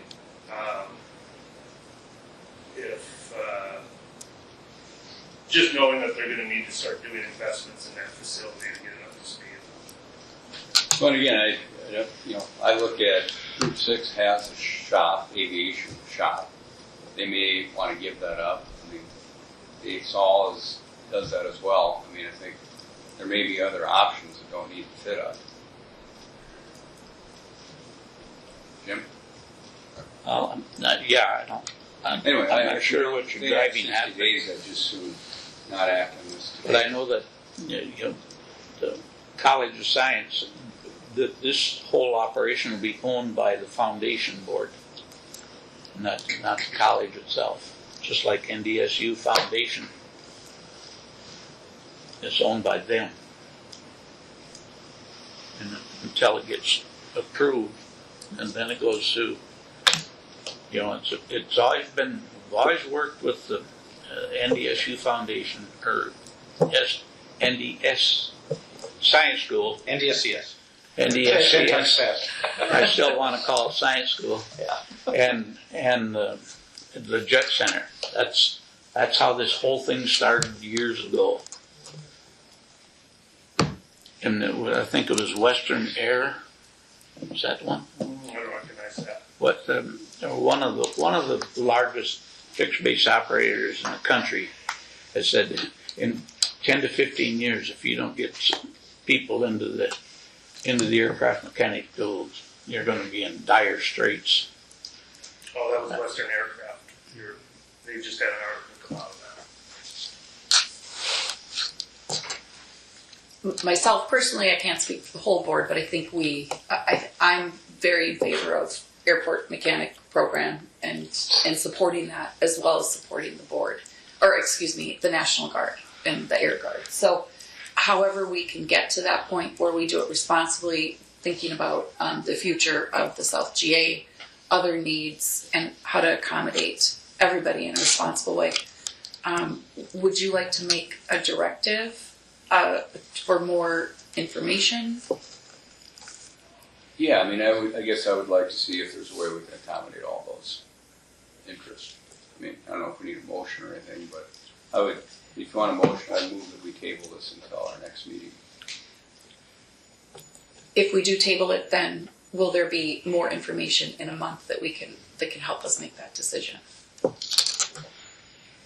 And if so, then what information is that you need? I would say it can't extend beyond next meeting. I know that. Well, I think, you hit the nail on the head. Is there a way we can accommodate the general aviation? Is there a way we can accommodate the school and the Army National Guard? I don't know, but I'm assuming that there maybe are some other options that would work. And so this would give an opportunity for, I think, others in the South GA to offer some alternatives. Okay. Is that a directive? I suppose, I don't know. So I'd move that we table this for a month. Is there a second? Second. Do we need to vote on that? Yes. Roll call, please. Rashani? Bird? Aye. Cosgrove? Aye. Capitan? No. Aye. With that, more information. Yeah. We don't want to be back here. No, I understand that. Okay. Moving on to 18, which is old business, safety report. Really nothing to report as far as safety issues for the airport authority part of it. I can't speak for the contractors. They're not required to report anything to us, but not aware of anything. Nope. Joel? No safety issues, unsafe. Okay. As far as the airline station manager discussions, a follow-up in your packet, a couple of things. Can I just go back to safety report for a moment? So when we say safety report, that's anything that happens on airport grounds that would be of a safety concern? Or an incident In my mind, it's just for the airport authority because nobody's required to report anything to us on airport grounds, from the air guard to contractors to anything else. We're only aware and can control what the airport authority and our employees do. We have no control over somebody at Unify or the tower, or how would we know? What would our liability be on the airport grounds? It seems like the attorneys gather up anybody inside. Well, I mean, if there's liability based upon being on, airport property, I mean, we obviously have $100 million in insurance. Right, no, I'm just saying, if we're looking at safety on the grounds, that could be in control. I don't know what that means, you know. Or to word it another way, if something happening at the air guard, we have liability. I don't think I do so. not at the air guard. I'm just trying to. Or anywhere on the, you know. Or at the tower, right? The Our ramp. garage falls over on somebody. Well, certainly if there's an injury or an accident that happens in a parking garage that's owned by the airport, operated by the airport in some extent or degree, yeah, that would be an issue of liability for the airport. Okay, so we don't receive any reports on that. But if somebody decided to jump off the FAA tower, that's an FAA problem. Correct.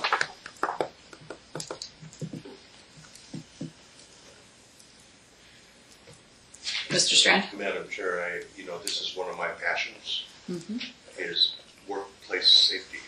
And at every table I sit at, that's just a topic I make sure gets advanced.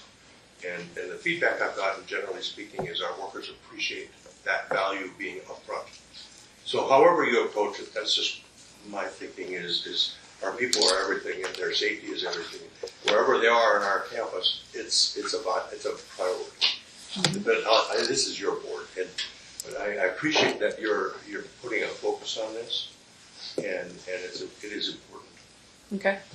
And speaking for our employees, so Pro Resources, our HR organization, has monthly safety meetings. We have a committee. I don't know if Dan and those guys are here, but there's a program that's put together every month. Workforce Safety comes to inspect us. It's work comp, but it's workforce safety. The employees are actively engaged in that.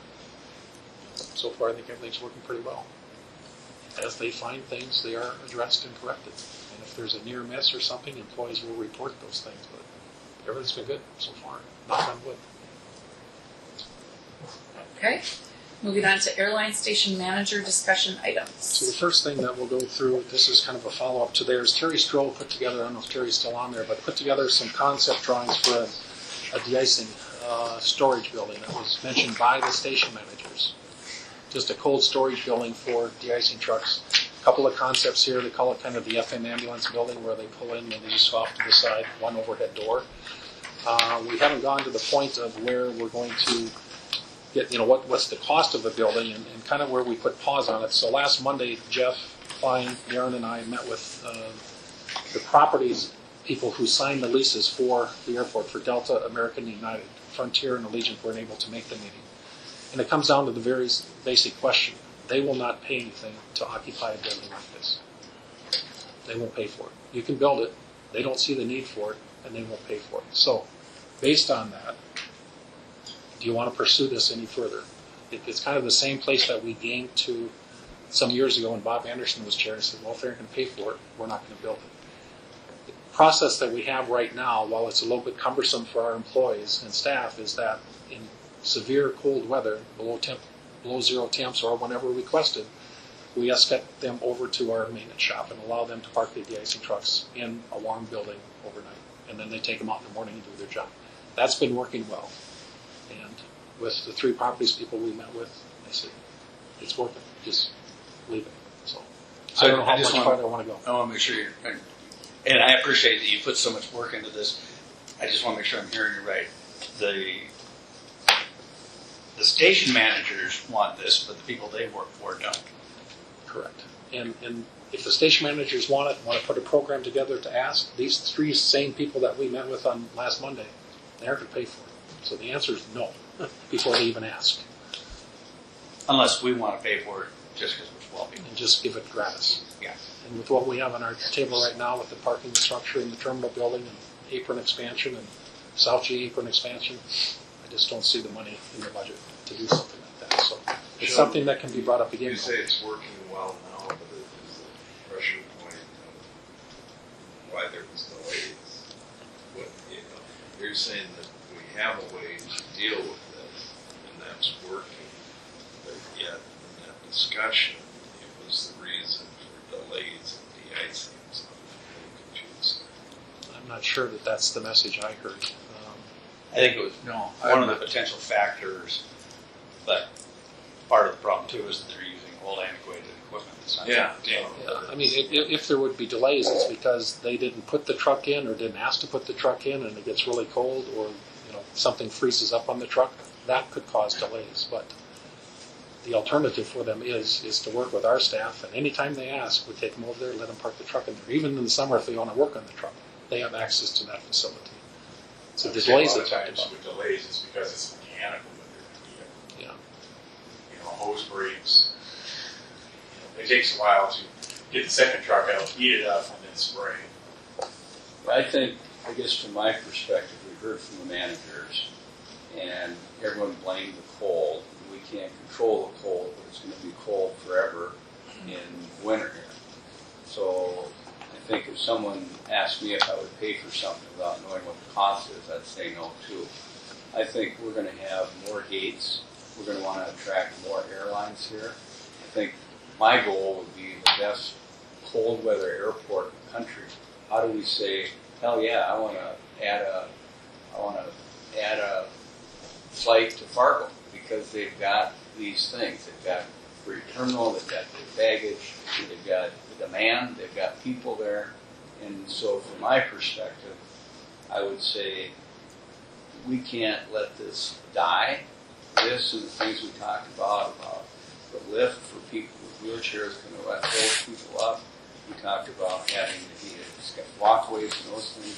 I think if we're spending $200 million, these are things that I don't think we should feel like we're nickel and diming and we're not going to lift a finger unless we get all the money from an airline. I mean, we're spending all this other money. So I would say, and I appreciate what Terry did here, but I think the question really is, what is it that the users would want if they didn't have to pay for it? And I'll guarantee you that if we're solving that 30 below issue, that they will pay for it someday, or we're going to get more revenue because we're going to attract more airlines here, which is what we want to do. So I don't, it's from my perspective, I don't want to say, oh, we tried, we're not going to do it, and we look at it again. I think this is something we should put some more thought into. And it's just my quick take. And I look at this plan, and obviously, I don't know if that's the best design. I don't know the size of the equipment. I don't know those things, but it's going to cost $150 to $200 a square foot for whatever we do. But we know that. But so I think. Would you like a price? No, I just think I'm not sure. But I do think that, again, this is something we can control. And so we should know what it is if we did it and it didn't cost them money, but pay the utilities, what would they need for their equipment? And so I think designing something that helps them really would be, I think would be a kind of first step. And I don't know, the other challenge is the way these things go. We don't want to take a year and $200,000 to design something. I don't know. But anyway, I guess my only point is I don't think this should just die with, they don't want to pay for it, so we're not going to do it. Again, if our commitment is to improve customer service, provide all the tools, what we can't do, but what we can do is we have to look at from our standpoint. Are there things that we can provide that improve customer service for our customers? I agree, Rick. It's not just a leasing situation where we have to have somebody signing the lease to cover the cost of it. If we want to invest into systems that will improve the customer experience here, then we've got to look at how to do it and make those decisions, whatever that might be. And I'm thinking we also on here have a price for heated and cooled jetways. Again, something that improves customer experience. Is there a direct repayment from it? No, but it's all part of how do we pull customers in. Dr. Bashani. My sense is this is an important topic that deserves a lot of conversation, and we'd be here till 3 in the afternoon. Probably still want to get through it. I'm wondering if this broader topic ought to be a special meeting where we give administration time to gather the information needed for a really deep dive on these topics and where they're practical and have an ROI, either financial or in whatever we want to call it, customer experience. I just don't think we're going to get through this. We get to lifts and then we get to jetways and we're not prepared nor have enough time today to talk about this, do it justice. I agree, and with you, Dr. Bashani, and there's more than one topic here. However, with the jetways, if there's change fees or electrical infrastructure that needs to happen in a timely manner, then some discussions should happen sooner rather than later. Did we make a decision? Let's just go back to this, and I agree with Dean on this. I think we should go back to the managers and say, you know what, we're really interested in doing some heated storage for you, even if you can't pay for it. You have, I would ask them that. If they say yes, we'd be interested if we don't have to pay for it. We've got a couple of contractors working on the airport right now. I think Dietrich's doing the one project. It might be something to talk to someone like that. You can meet with them and just do a quick design on and costing on what something like that would be. Mr. Capitan. Well, as far as speaking of delays, it takes a good 15 to 20 minutes to de-ice an aircraft. That's where your delay comes in, not because it's being housed someplace. Or, that could add to it if it freezes up or whatever. But it's still going to take 15 to 20 minutes. And normally, they'll come on and say, well, we can make up a lot of that time in the air. So they're really not, it's a delay on the ground, but they make it up in the air so you arrive at your next airport basically on time. But Jim, I'm not trying to get into operations. I'm saying we've got some decisions to make. If there are physical facilities we can provide to improve the customer experience, are we going to expend funds for them? I agree with that, but I think right now we've got an awful lot on our plate right now. And wait till we get done with the terminal and the parking ramp and the extended ramp and all that stuff, and then really start talking about, okay, is there something else that we can provide that would enhance customer service? But right now, I think our billfold is pretty much tapped out. Well, I think that Dean brought up a really good point, I think, squarely at Joy, and that's going back to the managers. These are things they brought up. Going back to the managers, they talked about the lift, the heated skyways, maybe some heated parking. And I think going back to them and say we're interested in helping and making sure that, Are we talking to the right people, though? Should we be talking, I don't know, to the top guys, the guys who actually make the decisions?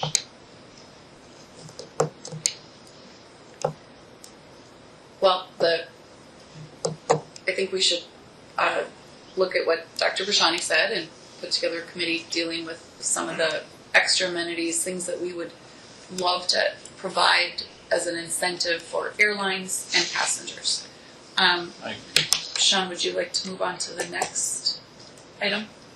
Let's see, the passenger boarding bridge pricing options, and we do have So that's in your Joe Casper packet. Joe Casper put that together. Once again, this is part of the discussions with the station managers and discussions from the board of heated and cooled boarding bridges. And Darren sent out a survey to a number of different airports who have heated boarding bridges and got multiple different comments back. But you can see the cost here, and Joe is here to answer any questions that you may have on the cost to add the heating and cooling. If you added up the numbers there, I mean, it's pretty extensive.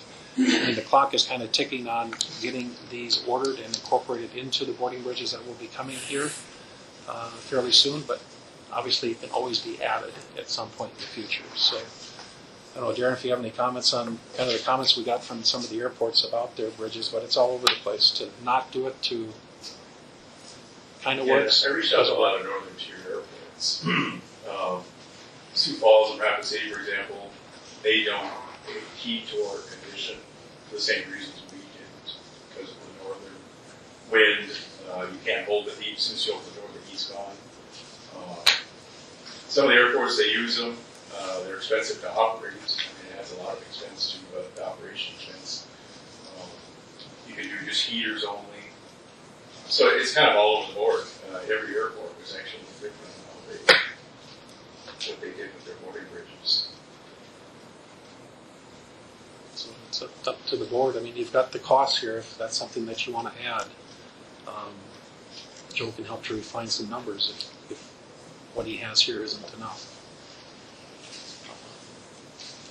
I think we talk about this airport expansion project being a generational project. And just with Dr. Schatz, we were talking about how we want to provide the best experience and amenities. And so, Joe, where are we with the additional infrastructure or costs with providing the proper electrical support if we were to have heated and air-conditioned jetways?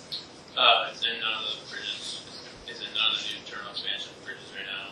There's one note on the electrical drawings knowing to provide a conduit to one of the bridges. If we wanted to decide to build the infrastructure to essentially run it, we would just know from the CMTA what the size of the conduit would be, and then you can add whenever you want. But while we have trenching going on out there before concrete's down, we can just put that conduit in much cheaper than it would be to put it in after concrete's built. Like the big price tag is the units to heat and cool, obviously.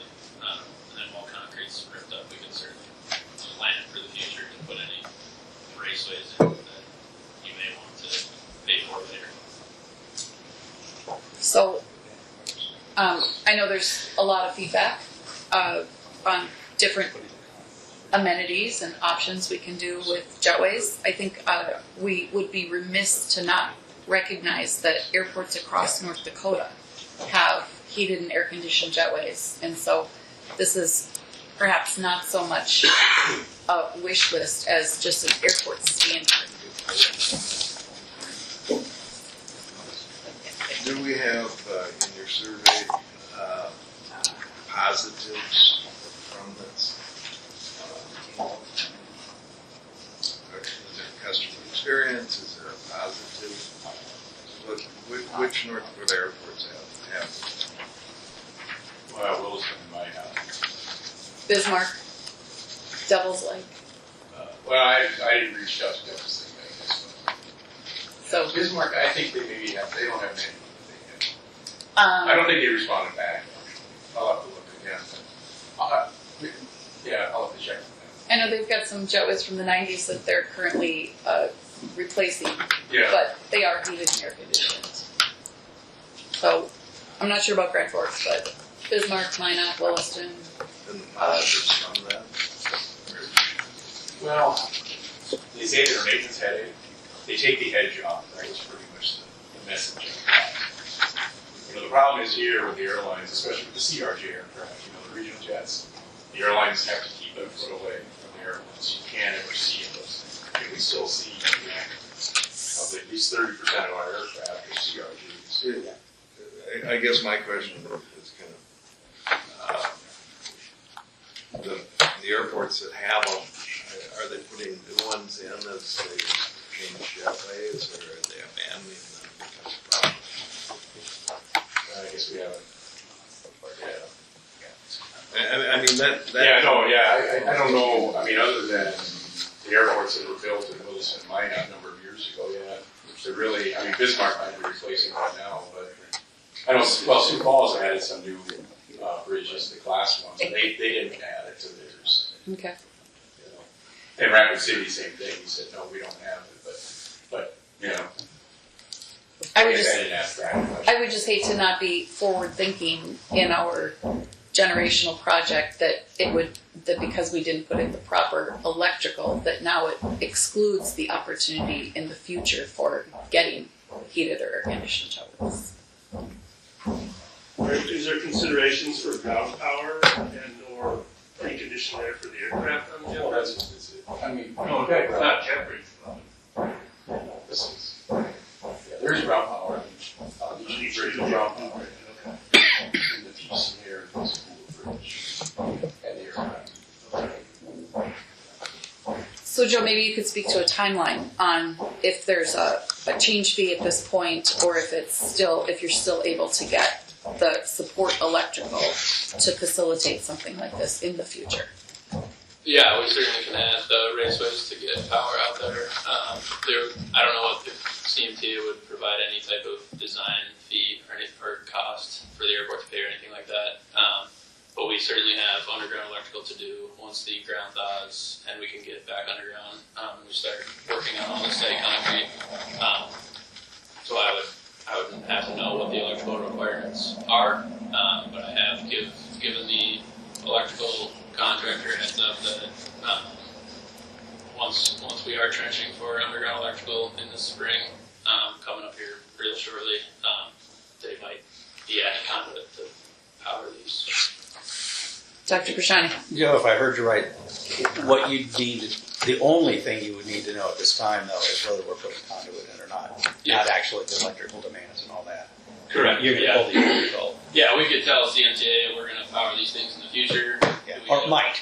Or might. What size conduit do you recommend to? Exactly. Correct. I'm just looking for the easiest path. Yep. Thank you. And then you add glass later. Yeah. Dare to dream. Jim didn't like that. No. Do we need any sort of directive for Joe to explore the type of conduit necessary, or? It's going to cost some money, we know that, but I mean, that would make sense to put that conduit in now. I'd like to move that we ask contractors to provide us the information necessary, or to pursue the conduit option without electrical at this point, just doing the minimum of what we need to do to keep the conversation. Second. That would be gates 5, new gates 5, 6, 7, 8. All the terminal expansion gates. In my mind, Yeah. I don't know that we want to start We obviously have concrete on breaking concrete everywhere else. But you're replacing those aprons. Jeff is that. Jeff. Okay. All right. Don't want to overlook an opportunity to And that would prepare come us for the future. later on. Like the renovation doesn't start till 2026. We need to know now for the expansion. We're not breaking any other concrete. Correct. We're only breaking concrete that we were already going to have to break. Yep. Right. So we have motion and a second. Roll call. Brashani? Yes. Bird? Cosgrove? Aye. Captain? Aye. Heckman? Aye. Okay. The other part that we talked about is a baggage lift. So if you have a gate check bag, and really the only time a gate check bag applies, the majority of the time is on a CRJ 200. So they check the bag and they carry it down to the end of the boarding bridge. The employees take it there and put it into the aircraft. Same when you arrive, take it out.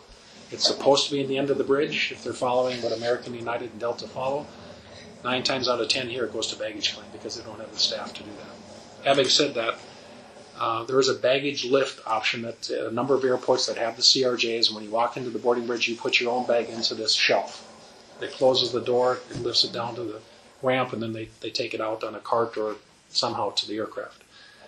On the return, they would come to that shelf, you wait in the boarding bridge, your luggage comes up this dumbwaiter, and then you pick it out and go. The only aircraft that applies to is CRJ 200, and those airplanes are few and far between here. I mean, United has some, maybe American once in a while. Other than that, the 3 properties people we talk to, it's like, you really don't need that. That's not where we're going with that technology. So at this point, I mean, it's something that could be added, but really as we upgrade aircraft and don't have the CRJ 200s, gate check bags are probably few and far between with very few exceptions. The other thing that we showed them was the wheelchair lift on the end of the boarding bridge that you saw, which is considered the safety hazard. They want nothing to do with that. They killed that right away. Who's the they? That's Blaine Peters, that's Austin Boyle, and Debbie Noss from American United Delta. They'll have nothing to do with that.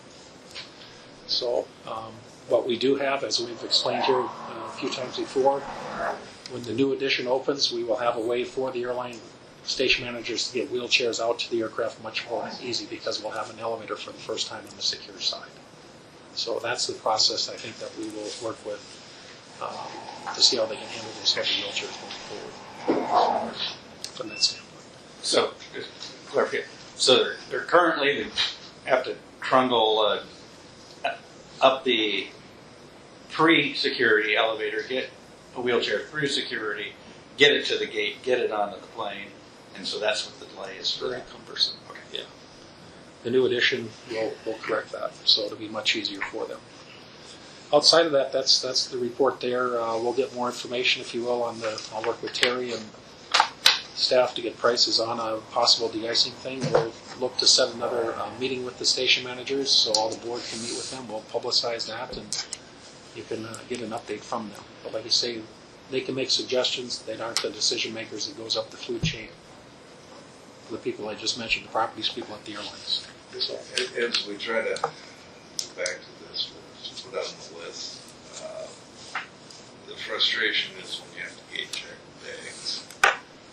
Then you have to go through baggage. What are the ways that we can avoid that?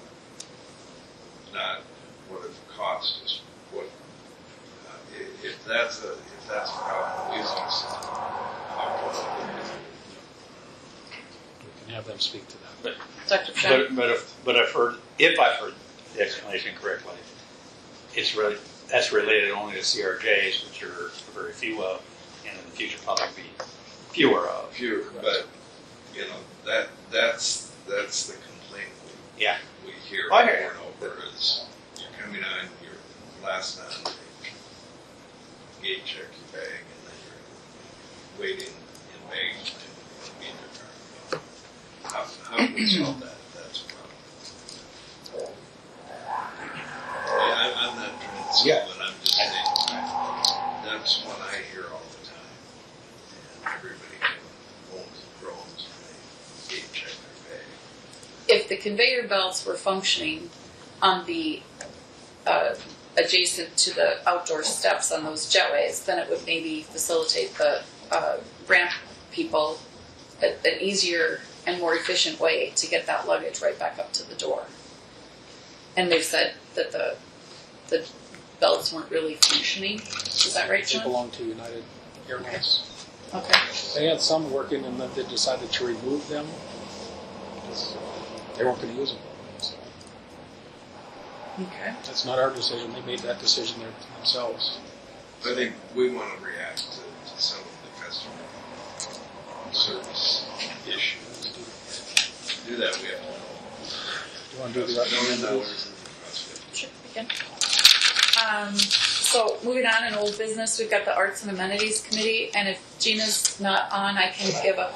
She just messaged me that she had to jump off. She wasn't on it. She can provide the update today. Okay, I can just let everybody know briefly. I'm the board liaison.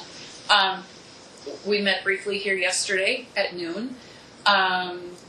We have Brandon and Gina have assembled really a great group of people with a variety of expertise. That said, she decided to separate into subcommittees, and those 4 subcommittees are art, sponsorship, wayfaring / signage, and number 4 will be virtual reality. So 4 subcommittees have been formed, and they are supposed to meet or communicate prior to the next Arts and Amenities Committee. And that's all I've really got. Any questions? I think the scope of work was to make sure that we've got cohesive signage inside and outside, good wayfaring, good informational, to address some art options, etc. And then the last item we have under old business, I will turn it over to Stacy, who has the Skydyne termination clause information. Sure. So at the last meeting, the authority directed me to go through the various lease agreement and any extensions and amendments there too, which I did. And just as an aside, the Thursday after the Tuesday of that meeting, my family ended up in a very significant medical emergency, which has lasted several weeks. So, that being said, and it has gotten better, I ended up putting this together pretty hastily, and I have discovered a few errors. I will fix those and then redistribute it so it's 100% accurate. My last draft was at 3:46 this morning, so. Okay, so with that said, basically the original lease agreement started in 2010, and it was based upon an investment assumption of $250,000 by Hungries. Within a year of that, it became very apparent to Hungries that that number was going to grow to $425,000. So the original lease agreement was 5 years, but with it almost doubling, they came back to the airport in 2011 and asked for another 5-year period, which the board granted, so that that investment could play itself out and they weren't forced in the first 5 years. So then you fast forward, and the termination provision is if Hungries were to say, we're going to terminate, not in conjunction with the lease term, they leave their stuff other than their personal equipment or their personal property. So they would leave anything any improvement that they had placed to run that restaurant. In the event that the airport authority decided to early terminate, the agreement indicates that the airport would pay 50% of the unamortized investment that Hungries had made in the space. And that exists today. In terms of a non-renewal, it's a 9-month notice requirement by either party to the other party to say, we're not going to renew the lease, Hungries isn't going to renew the lease. So the termination it's based upon the value of the property that they put in as improvement. The June 1, 2023 lease agreement, the term expires December 31, 2029.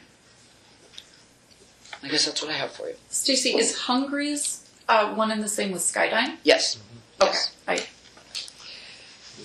Well, if you have some changes to make, and then it would give the board an opportunity to look this over since we just were presented this today. Do we want to table this until the next meeting? Yep, and I'll just shore up my memo. Okay.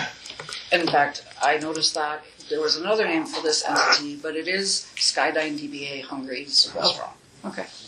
The only question I had is, the original investment they put in that $400,000. The original was $250,000. Right, but then they put in more. Mm-hmm.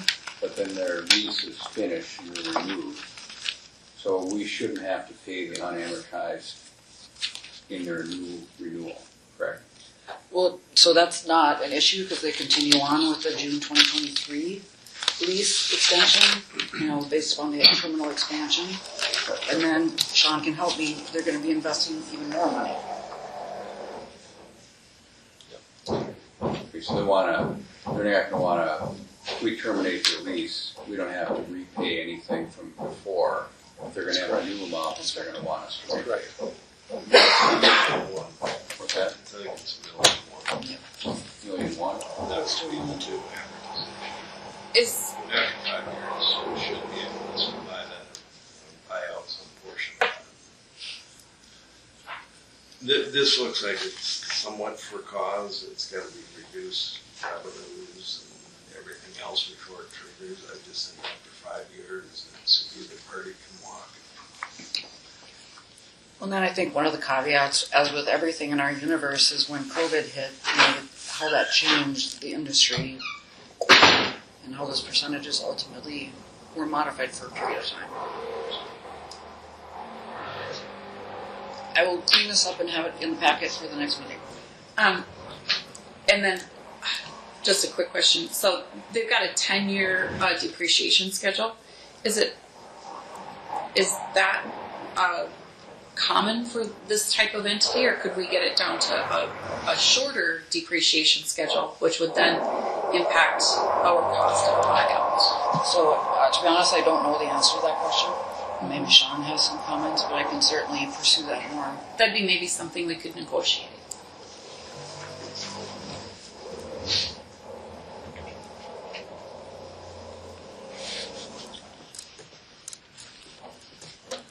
The only other item I have on this, we got some information yesterday. The west vertical gate over here, our main gate to get on and off the airfield, has failed. They're not cheap. Between Dakota Fence and Sun Electric, it's a little over $62,000, and we don't have much choice. It's a vertical gate now. We're going to go to a horizontal slide gate, take some of the pressure off during the wind and the ice issues. But that gate's been there for a long time, but it now has to be replaced. Where's that at? Directly west of the terminal here. Oh, okay. So just FYI. That's all we got. Dr. Bajani. One quick information item, and most industries I'm aware of, the recognition of your peers for performance is about the highest compliment you can get, and I think we don't recognize enough. Both the Jet Center and Hector International have recently received that sort of recognition from their peers, and I want the board to recognize the great job that the leadership of both the Jet Center and Hector International are providing us. It gets other people's attention. It's that good. And I believe you just got a big award. Yeah. Yes, they did. I brought some copies for y'all. I was just setting you up, buddy. I hadn't planned on that. Thank you. I wanted to bring these out, share with the team. So this is the report from Aviation International News on their annual FBO survey. Stacy, just a point of information too, when we talked to Skydyne, I had a conversation with Steve Sprague. We do have the ability to customize liquor licenses, and if you look at the unique ones that have developed over time, they would all fit this model. Yes, Steve dug hard to fit into those exceptions. So I have spoken with him, and Darren's in the middle. No, thank you. Thank you for bringing that up. And this is a report back from our customers that use our airport and use our facilities. And really proud to be acknowledged by those in the top 5% of all FBOs in North and South and Central America.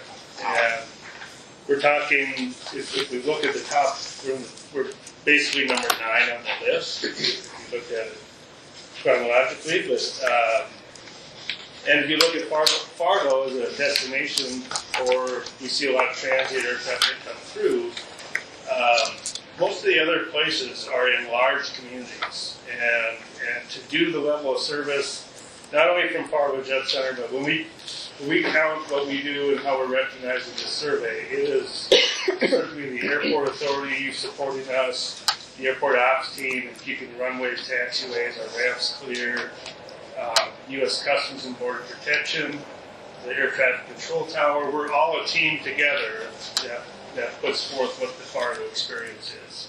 And so be recognized as an airport and an FBO in something like this is huge for our community and puts us on the map. We're excited to be at the level we're at. So That's awesome. thank you for recognizing us. Thank you for doing such a great job. Yeah, Sean, can you top that? No, they just keep doing it every year. So and that's our co-marketing that we do with them around the world has really paid off.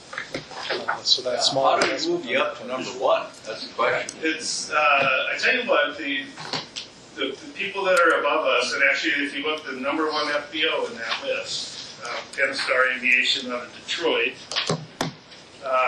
came to Fargo about 10 years ago, and they asked us, what's the matter? And so we opened our doors, hosted them, and just showed them how we take care of our people. This is what we do. And they took notes back. They, in this last year, just completely upgraded their facilities.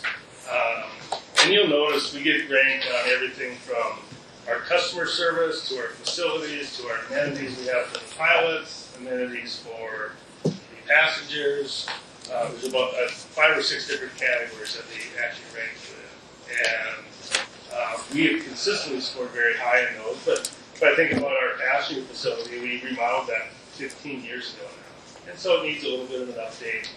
And we're always visiting other FBOs around the country. As we travel around marketing ourselves to other flight departments, we're also visiting other FBOs to learn how to best do it, what's a new idea, what's a new way to serve a customer, and be innovative in that. And so we're always on a continuous improvement plan, not only in our service, but our facilities, and how we take care of those that are coming to Fargo. I love that your facility looks out at the runways and has such great views, which is really kind of rare for most FBOs. Yeah, I think I sent it to you in a response that you gave me the other day, but it is such a pleasure to work with I think the best airport in the country in getting things done. And the work you guys do as a board, how that reflects back into business, it helps us do better business. And that shines onto our customers. And we just have such a collaborative environment. When we talked about all sides of the airport, we've talked about a number of those today. But all of us come together to serve those that are coming to Fargo. So it's not uncommon for us to make a call to Sean or to Andrew at the airport ops or Tower. Hey, we have a special customer coming in. Can we do this or that? And we have really some great flexibility and people that love to serve that support us in this. So. Darren, can you mention Dondi Ulmer? She was recognized. Yeah, Dondi, pictured on the back. She was been with recognized. us, I think, just over 20 years.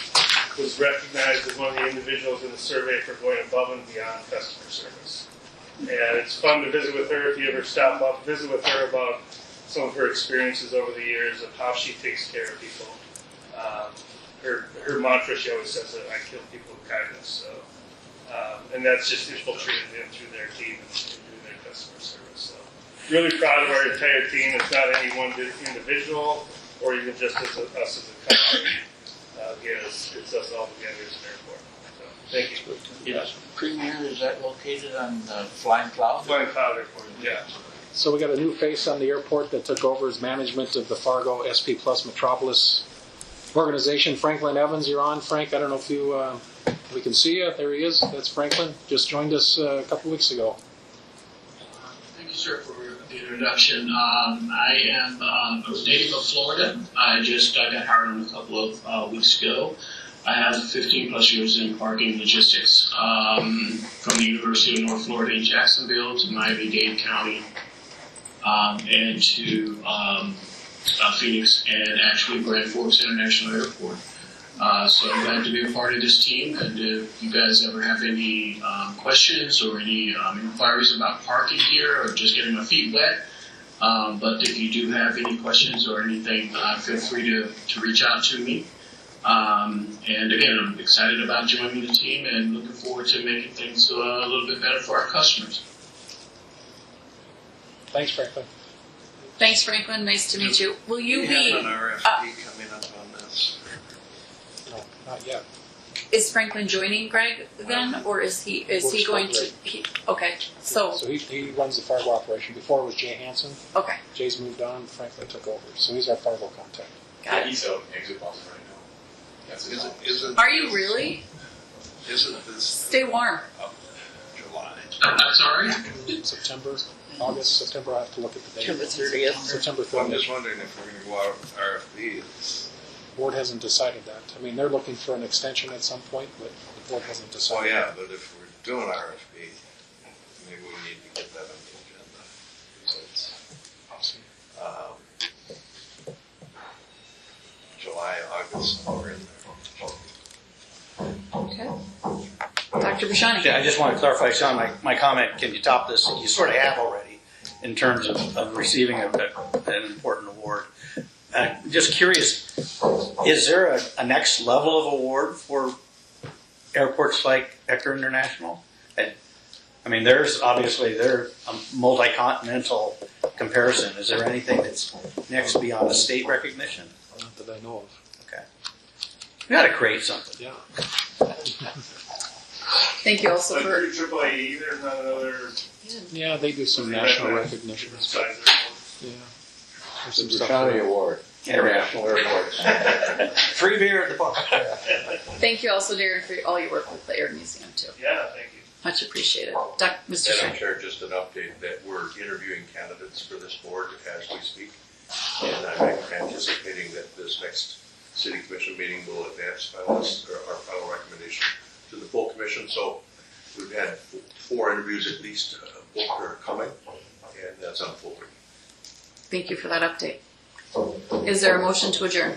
So moved. Second. Meeting adjourned.